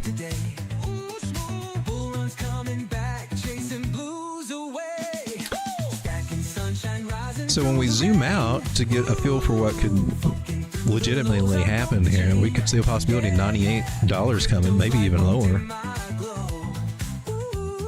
Over the next weeks or two, it could be happening there. Got chances we could go back up to 170, maybe 180, but you know, that's hope in a poo-poo storm right now. But it could happen. Let's hope that does happen instead of us dropping to 98. We got a possible local bottom for this move, but it doesn't mean we won't come up, reject them, and then come back down here. Now, will our 1 minute professional guru take any profit at 1 week? Would that be considered? I mean, I don't know. Who knows what's going to go on there?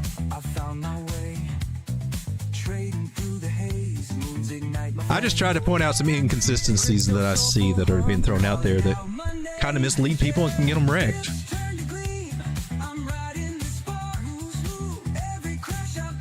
Solani. Let's go back to the chat, see what you guys are talking about.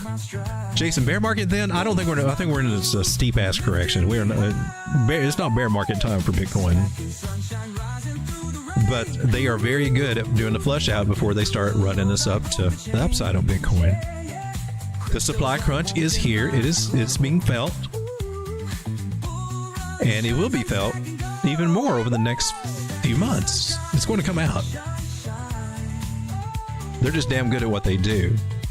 And we've got the big players in the game now for Bitcoin. We got all the serious money, all the dirty players, all the sneaky trick players are in the game now. And damn, if they ain't good, they're really good.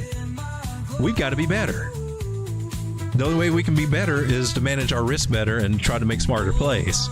Give us a bigger spread than what they might be eyeballing, and their spread has been bigger than anticipated, bigger than I anticipated at first.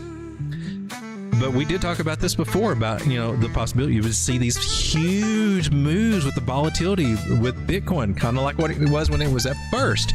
And we're talking about how it would be, we need to start getting used to $10,000 drops. These words came out of my mouth. It's what I saw, what I see, what I feel, and then as time goes by, you just kind of, oh, it's there, but yeah, you don't give it as much importance until the one day you say, damn, why didn't I listen to myself? So get ready for all this stuff, and altcoins are just going to be on the back burner, and just they're going to be flipping around like they're just hanging onto the tail of the wagging dog there. Welcome to crypto. They are so good at it. They're so much better at this game than we are. To shake people out, to get them to make stupid decisions, or to get them stuck in situations that's hard to move around in. Tis what they do. Tis what they do, and they're good at. So Lana. Let's go back to the chat. Did we just do that? Jason says, Andy on ETH and Turbo.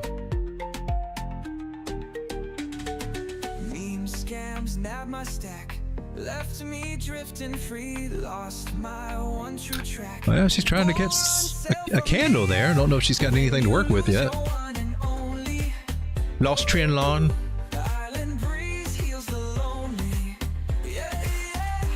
Oh, look, he nailed it. Oh, no, that was up on my fib. But she didn't take that up. This is all old news. Let's get rid of all this. Lost our trend line here. We're looking, as I always do, if we got this, to find support here. But when we break it, it's over. Let's just hoping. Same thing I would do if I saw that pattern today.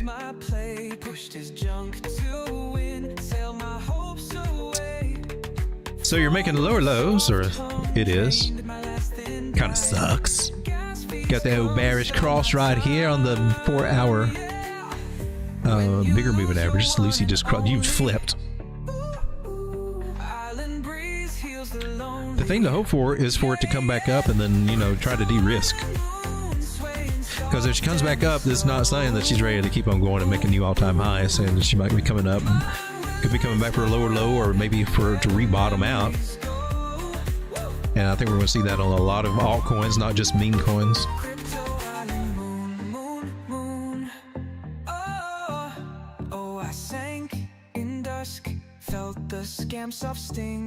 Probably don't want to hear this. Now I glide with trust. Bull runs my wing. Because if this were to happen, I hope it does not, but if it were to, because we're running out of choices, that could be another 90% drop. So if you got $100 worth of this right now, it could be only worth $10 if we hit that target. Now, if you buy that target, we come back up, you could be making to where we are now. You put $10 in there, you might have.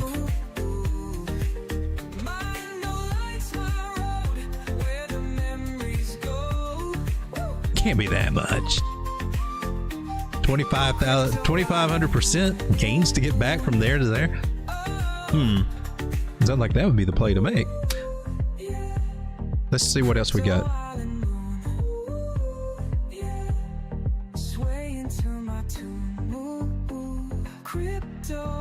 Let's go local.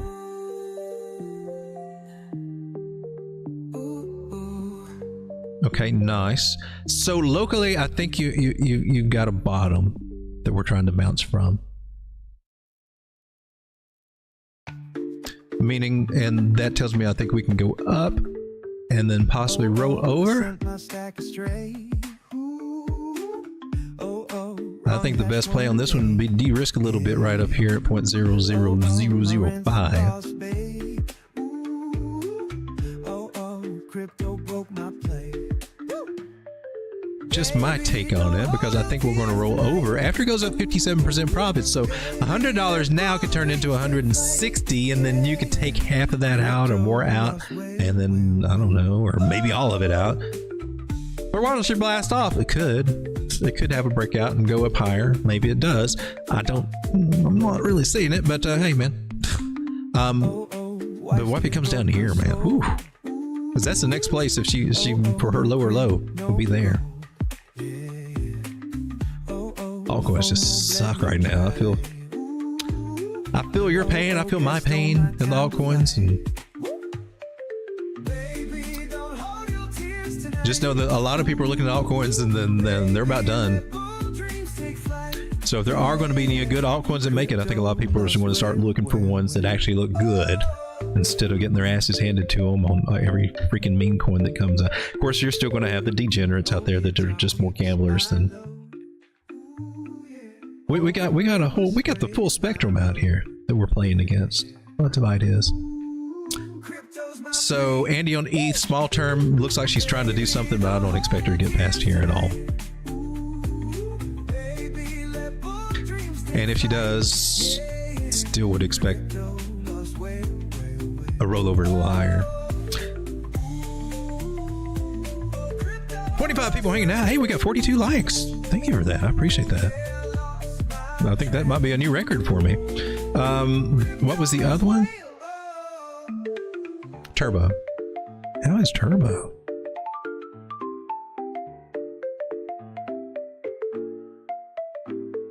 Oh, we didn't even look at Caspa. I forgot to write it down here. Caspa at 5 cents, I heard. I remember seeing 5 cents and 4.5 cents being a possibility. Lost that. That could be parabolic move down on Turbo. Could be. I mean, I'm not saying it is. Just hold on. We got some other things going on here. May hold.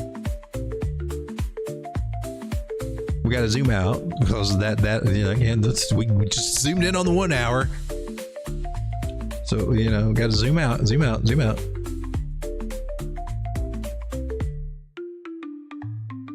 Oh, Kiptol weeps my load. Ooh, yeah. Oh, my rainbow sways my road. Yeah. Ooh, crypto's my plea.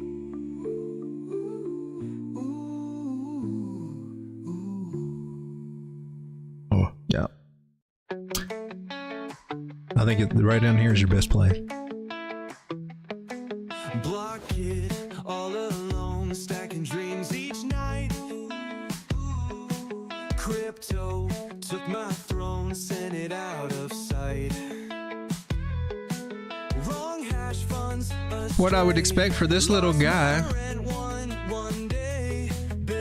is to come down here, come back up, probably do a type 2, call it a type 2 return, or it double bottoms basically. And this could take a while. So if you don't have a plan to get paid when it comes back up here, you're just kind of spinning your wheels and just riding the roller coaster ride, but getting in at a good price if you can get it down cheaper.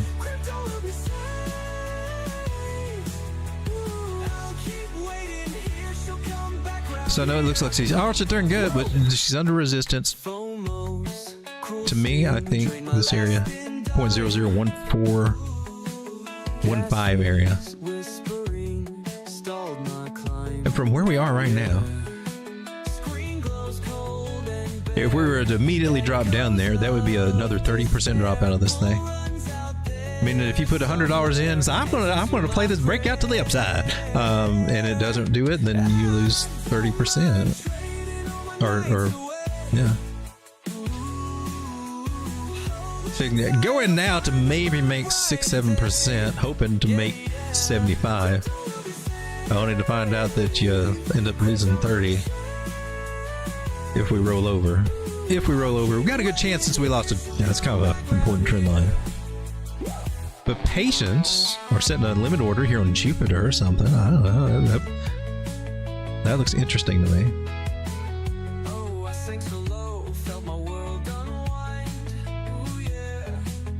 That's what I see for Turbo. I think some other people like Turbo. Let's share this idea.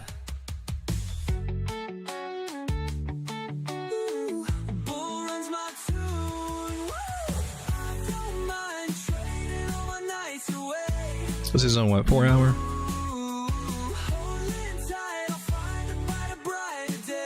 I think it looks like a better bottom.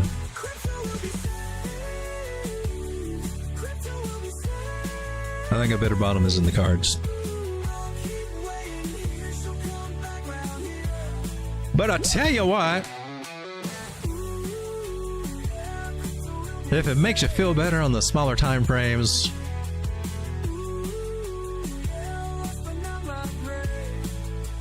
let's do what everybody else out here is probably not everybody else, but well, all you gotta do is do this. Wait for it to come back and touch the 21 and then boom. Or just close the candle above the 200 moving average. Now, this is a bot strategy, by the way, which is one of the first strategies I ever learned. Before I even learned TA, I learned how to program a bot because I figured I'd trust it trade more than me. I learned this totally ass backwards, but that's a legitimate strategy, the 200 moving average strategy on whatever time frame.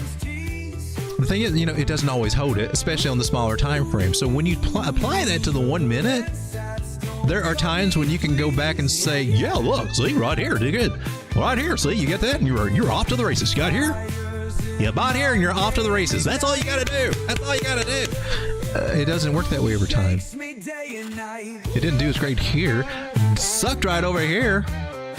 It got above the 200 right here. Flagged to the upside, and then dumped. So, I mean, when I used to play this with a bot, and I think I even had it down to the 5 and 1 minute time frames. And if you were to buy every time that it goes above the 200 moving average and sell every time that it goes below the 200 moving average, and that is the basis of that strategy, I'm telling you, I've played this out, and it is a break-even strategy at best. Break-even at best. And if you look at the balance, if you track the balance of the person that kind of, promotes this, it's not bad. It's not bad. It's just that you don't do it every time. You do it selectively. You let it be a signal for a pattern setup. Combine it with other ideas, it works out better for you. If you're just doing it blindly, going in, just like a bot would, break even. Or slightly losing. And if you look at their account balances, you can see that it's pretty much where it was December when they added money to it. And it's kind of stayed there. Just throwing some things out there. For you guys in the know who we're talking about.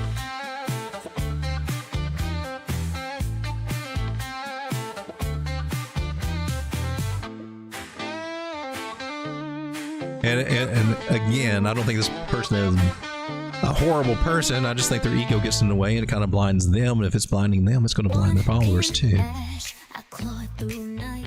But some people like that swagger, ego, confidence. Yeah! Motivate you to do this. Get you all hyped up and, if you're making money, then keep doing that. Don't listen to me if you're making money that way. You trying to find support on the 618? That looks promising. She's trying something on the 1 minute time frame.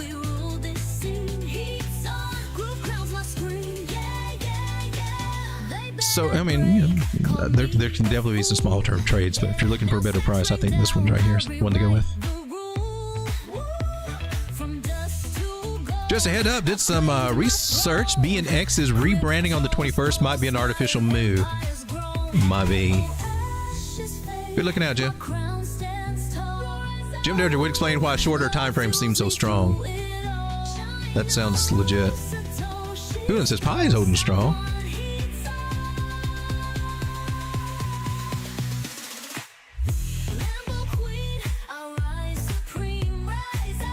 Let me know if you want me to mod the late streams. Let's try it. Yeah. You mod for Joe, I believe.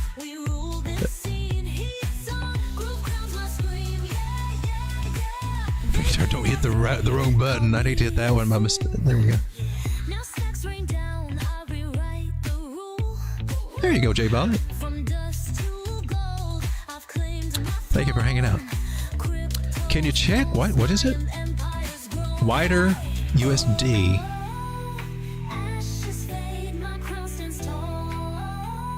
Never heard of it. White Rock. Oh, I have heard of White Rock. I'm not familiar with it though. I've heard of that name.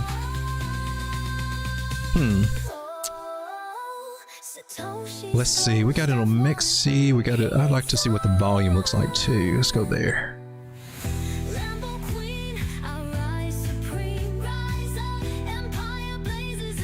Let's go the 4 hour.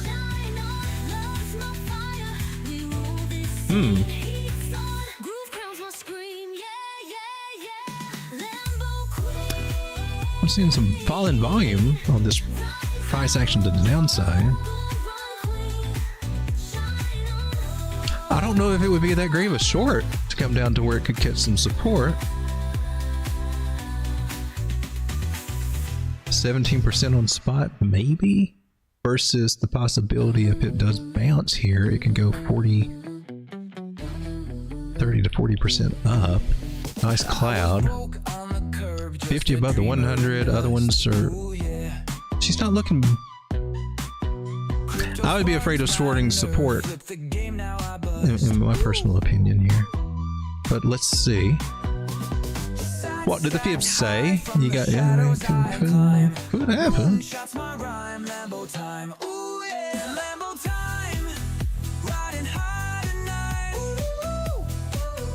Yeah, I don't think she's going to come down too much further.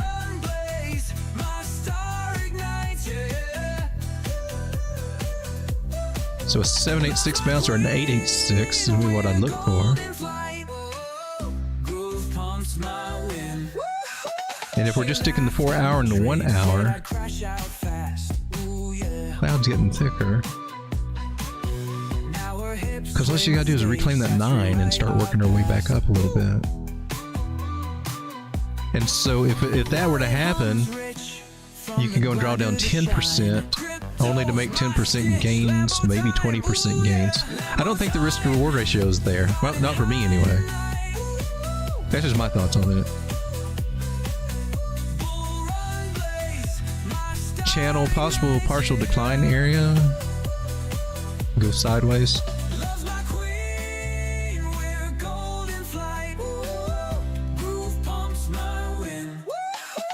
Maybe lost it, but could get it back. Wouldn't be my favorite short setup, but at the top of the trend line somewhere, I would be looking at that.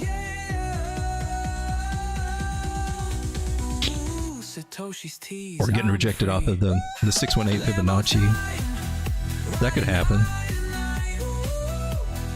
Maybe, I guess, to see what happens here at 0.00053, what it looks like. From where we are now, that's just 6%, but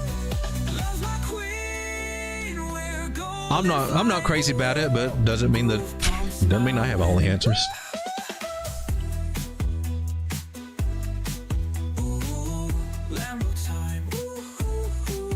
Who says, Road Dog, do you think Ethereum will get to 2,000 for 1588? I forgot what we said. I was on that. It seems like it did look like it would go up before it went down. Seems like. I can't remember though. Another one of my problems. I can't remember what the hell I look at on the chart. That looks good. Did it already do it? Did it do it while we were chatting? No, 2,000. Okay. Before, yes, I think it. She made a higher high there. Yeah, I think so. I think it's going to come over here. I think it's got a chance to come up here before going down there. I'll agree. Good. It gives me a chance to prepare a little bit for it. I think I already am, but. Look, shoulder head and shoulder lips. How about this? How about a trend line, if nothing else, that broke out and retested, and then how about that? Rather than trying to just immediately. I think that's a problem with pattern traders. Is the very important rule for pattern traders is confirmation. And I don't see enough confirmation talk when it comes to pattern traders. It's just like, I'm going to force this in because it almost looks like that. It's got a shape, But does it have a neckline? Does it have all the other characteristics that make it that particular pattern? Not saying that it can't be. I'm just saying it can probably be, and can then confirm. But you got a lot of people say, yeah, it's got a shoulder here. I'm looking at this little shoulder right here to the upside. I mean, can we force patterns any more than that? Squeeze them into a little box that we want them to be? Can we make price action be what we want it to be rather than what it's trying to tell us that it actually is? That's a struggle I see with a lot of pattern traders, especially newer ones, because that's the things you struggle with when you're starting out in pattern trading. Am I forcing it or not? And then when I see people teaching how to force a pattern, or some of the teachers forcing them, and it just makes me real suspect on things. But then again, it's up to how people interpret this, what they're taught, and who taught them, and what's been regurgitated in their head. Maybe they need to watch some more YouTubers, get some more ideas.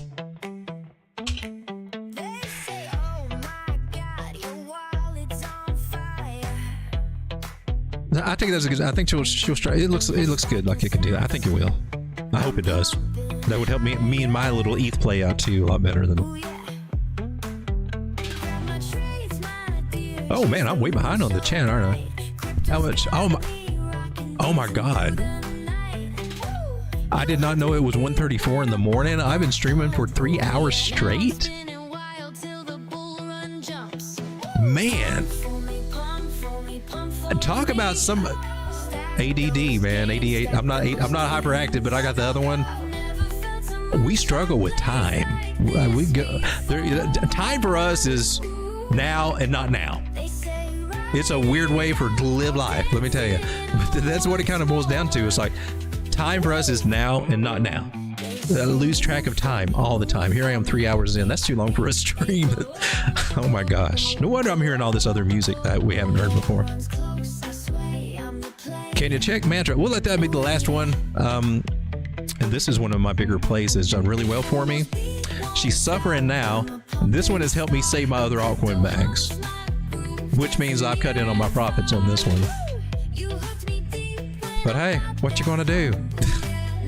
Love this coin. This one has been so good. Might still be working parabolically. I don't know. Let's dial her out and try to take a look. She's definitely trying to work on a parabolic step pattern, and it could have a couple of more steps going to the upside. I'm hoping. I'm still trying to take profits on the way up on this one, because at some point she's not going to keep going up anymore. At some point she's going to come all the way back down. You're going, oh man, darn it. But this is a real world asset play this has been one of my favorite real world asset plays. Trendline suggesting that maybe $5.18 could be hit.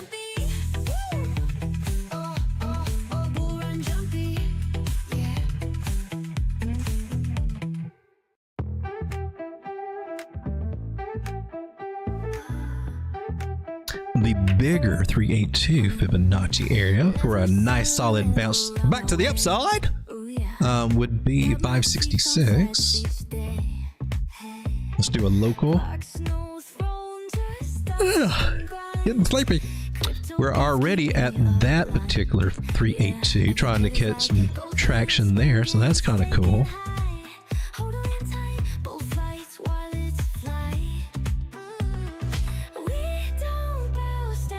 Take it from the local, low to high.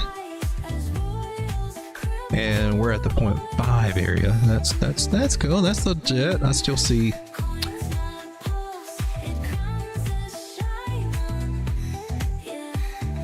possibility of low fives. Turkey getting sleepy. Now let's zoom in a little bit. 1 hour. So we got some areas of possible support. 382 local pool being our smaller pool being a good one. And it looks like if she has bottom,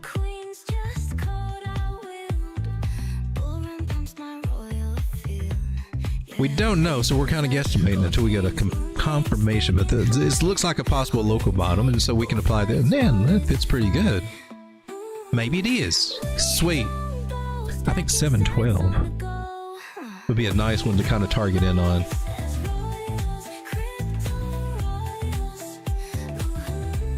And again, I do have this played, and what I'm doing right now is I'm stacking orders, even from where we are this low, so that sells on the way up. And sometimes I'm using actual fib levels. Sometimes I'm just taking it in between those fib levels, just trying to get what I can get. I'm kind of needing some safeguarding on this one because I've pulled so much from it to help some other projects that were needing help. Happy to say Rune is looking okay. Don't know if it's going to do any good, but at least that one's not suffering, you know, from, because she started dropping, right? I had to do some mitigation on that account, or that little thing, so that's worked out. So some of these little strategies that I use have actually been working out for risk management, but it's not the best. Still, I mean, just playing the game smarter would have been better.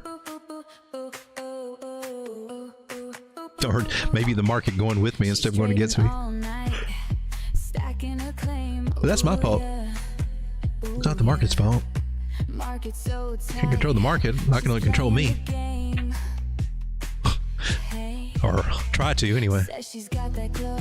716 looks like a hopeful area.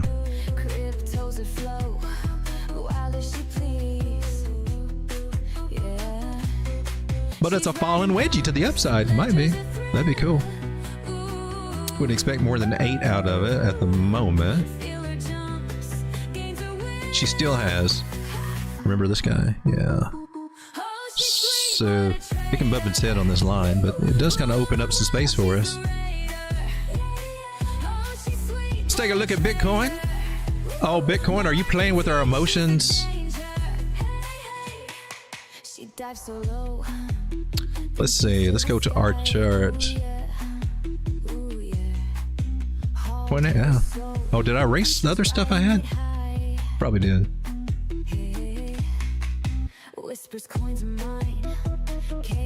Okay, so I was anticipating that maybe we come back down there. We came down a little lower. Let's tweak our levels. Swing high, the swing low.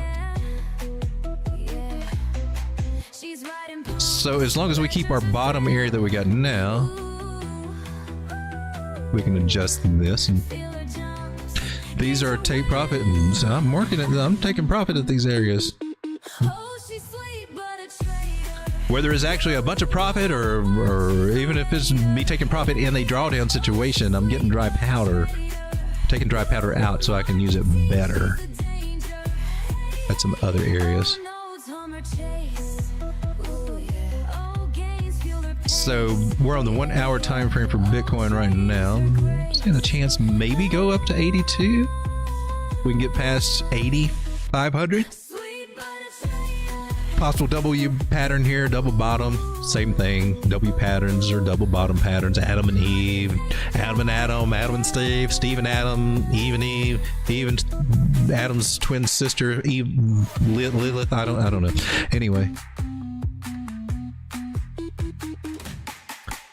you got 2 bumps in a neckline. You get past it, it's confirmed. So, and then you got a measure move that can take you as high. Just for that idea. To 82, right where we got our Fibonacci. So it's starting to look a little promising here. Was this fake out Monday and they going to play us up to 90,000, get us all bullish, then dump us on the weekend again? Seems to be wash, rinse, repeat that we see out of this. Usually in hindsight, Mondays are the worst days. They either go with a Monday or a Tuesday to get you scared out of your wits, and then things start looking better. Oh, well, it wasn't as bad as we thought. And then they pull the game on us again. Just gradually taking us lower and lower. Getting you to buy, start chasing those green candles, especially on the weekend.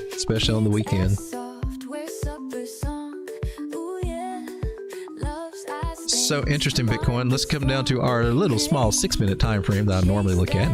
Nice. Look at the little smaller time frame. It's looking good. I don't like your cloud. Looks like it can suck us in here in a minute. But above the non-moving average, yeah. my rule of the game here on my rule. I go, we're above the 9, we're fine. Whatever time frame, you're good. Can't talk bad about it. Don't say bad. Just give it encouragement it needs to keep going up. You do what you need to do, Bitcoin. 21 crossing over the 200 moving average. Smaller time frames looking good for a little come up on the Bitcoin. Pay me, baby. Pay me, baby. Well, I'm getting paid on this move up so that I can buy more and lower my liquidation levels and all that stuff on the way down.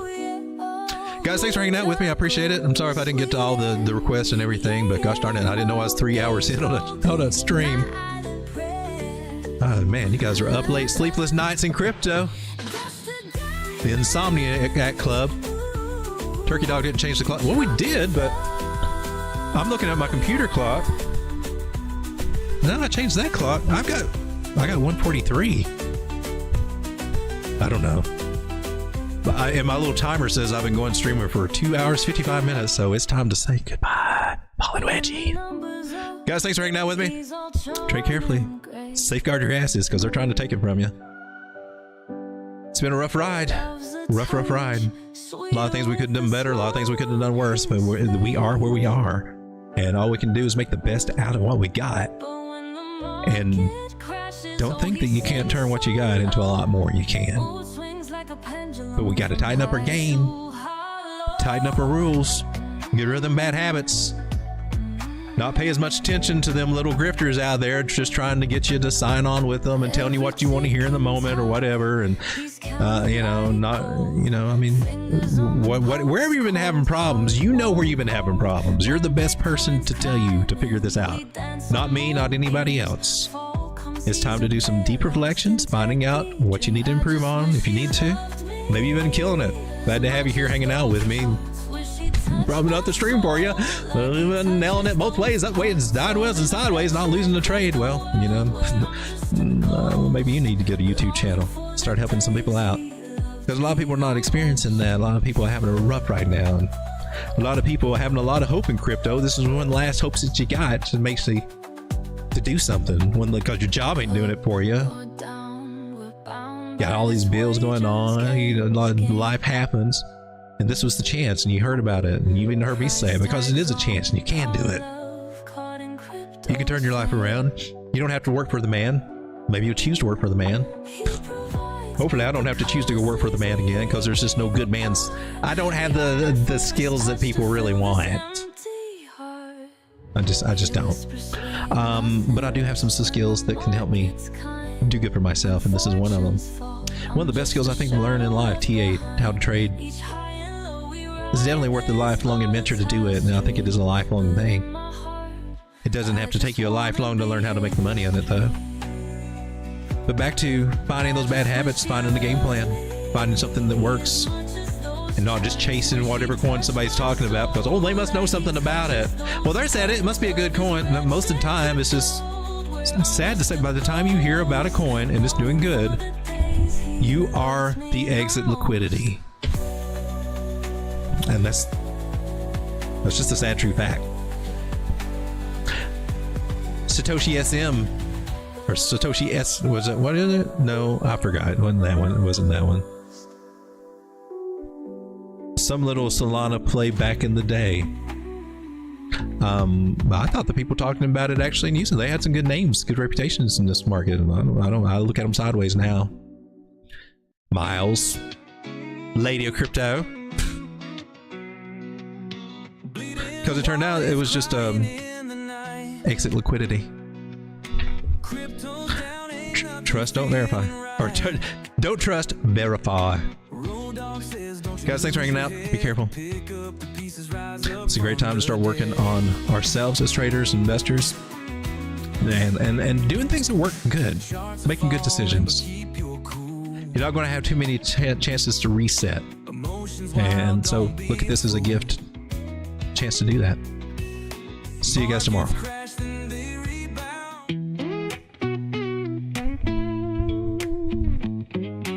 She rocked old jeans last fall, no doubt. Now it's designer wall to wall. Hey, thank you for the super chat. I just now saw that. Thank you so much. When she peeled on by. Ooh, yeah. In a Corvette that lit the sky.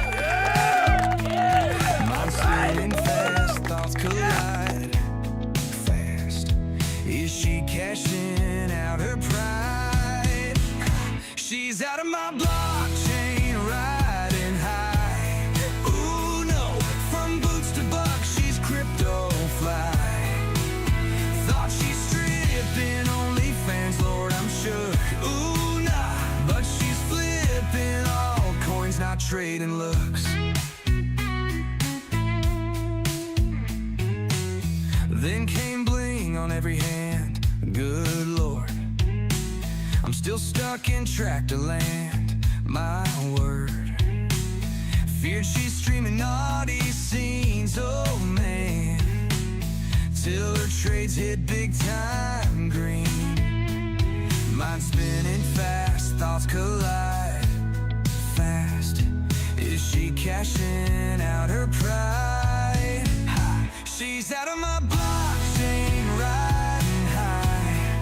Ooh no, from boots to bucks, she's crypto fly. Thought she's stripping OnlyFans, Lord, I'm sure. Ooh nah, but she's flipping all coins, not trading looks.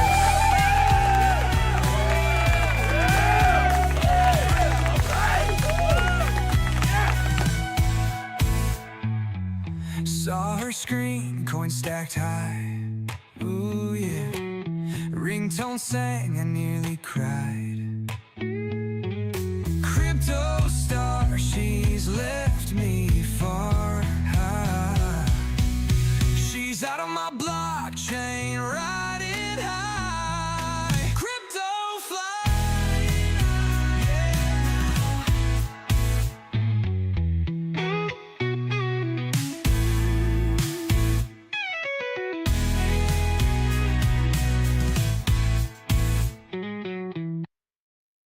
Ooh, baby, you're crypto brella. Ooh, baby, you're stacking fella. Woo! I'm a hood survivor, born with a hustle bite. Crypto's my cover, shielding through the fight. Mean coins hit fast, scams in they gleam. By my trash they blast, tore my dream. Lost my last dime, rent's knocking my door. Lights out in time, scam shook my core. News lit 'em up, jails their new stay. Flip to sat to shine, bull runs my play. Yeah, when the charts crash low and the scammers glow, ooh, you've got my back, my crypto brella. Yeah, when the bears run wild and the pumps subside. Good night, everybody. God bless.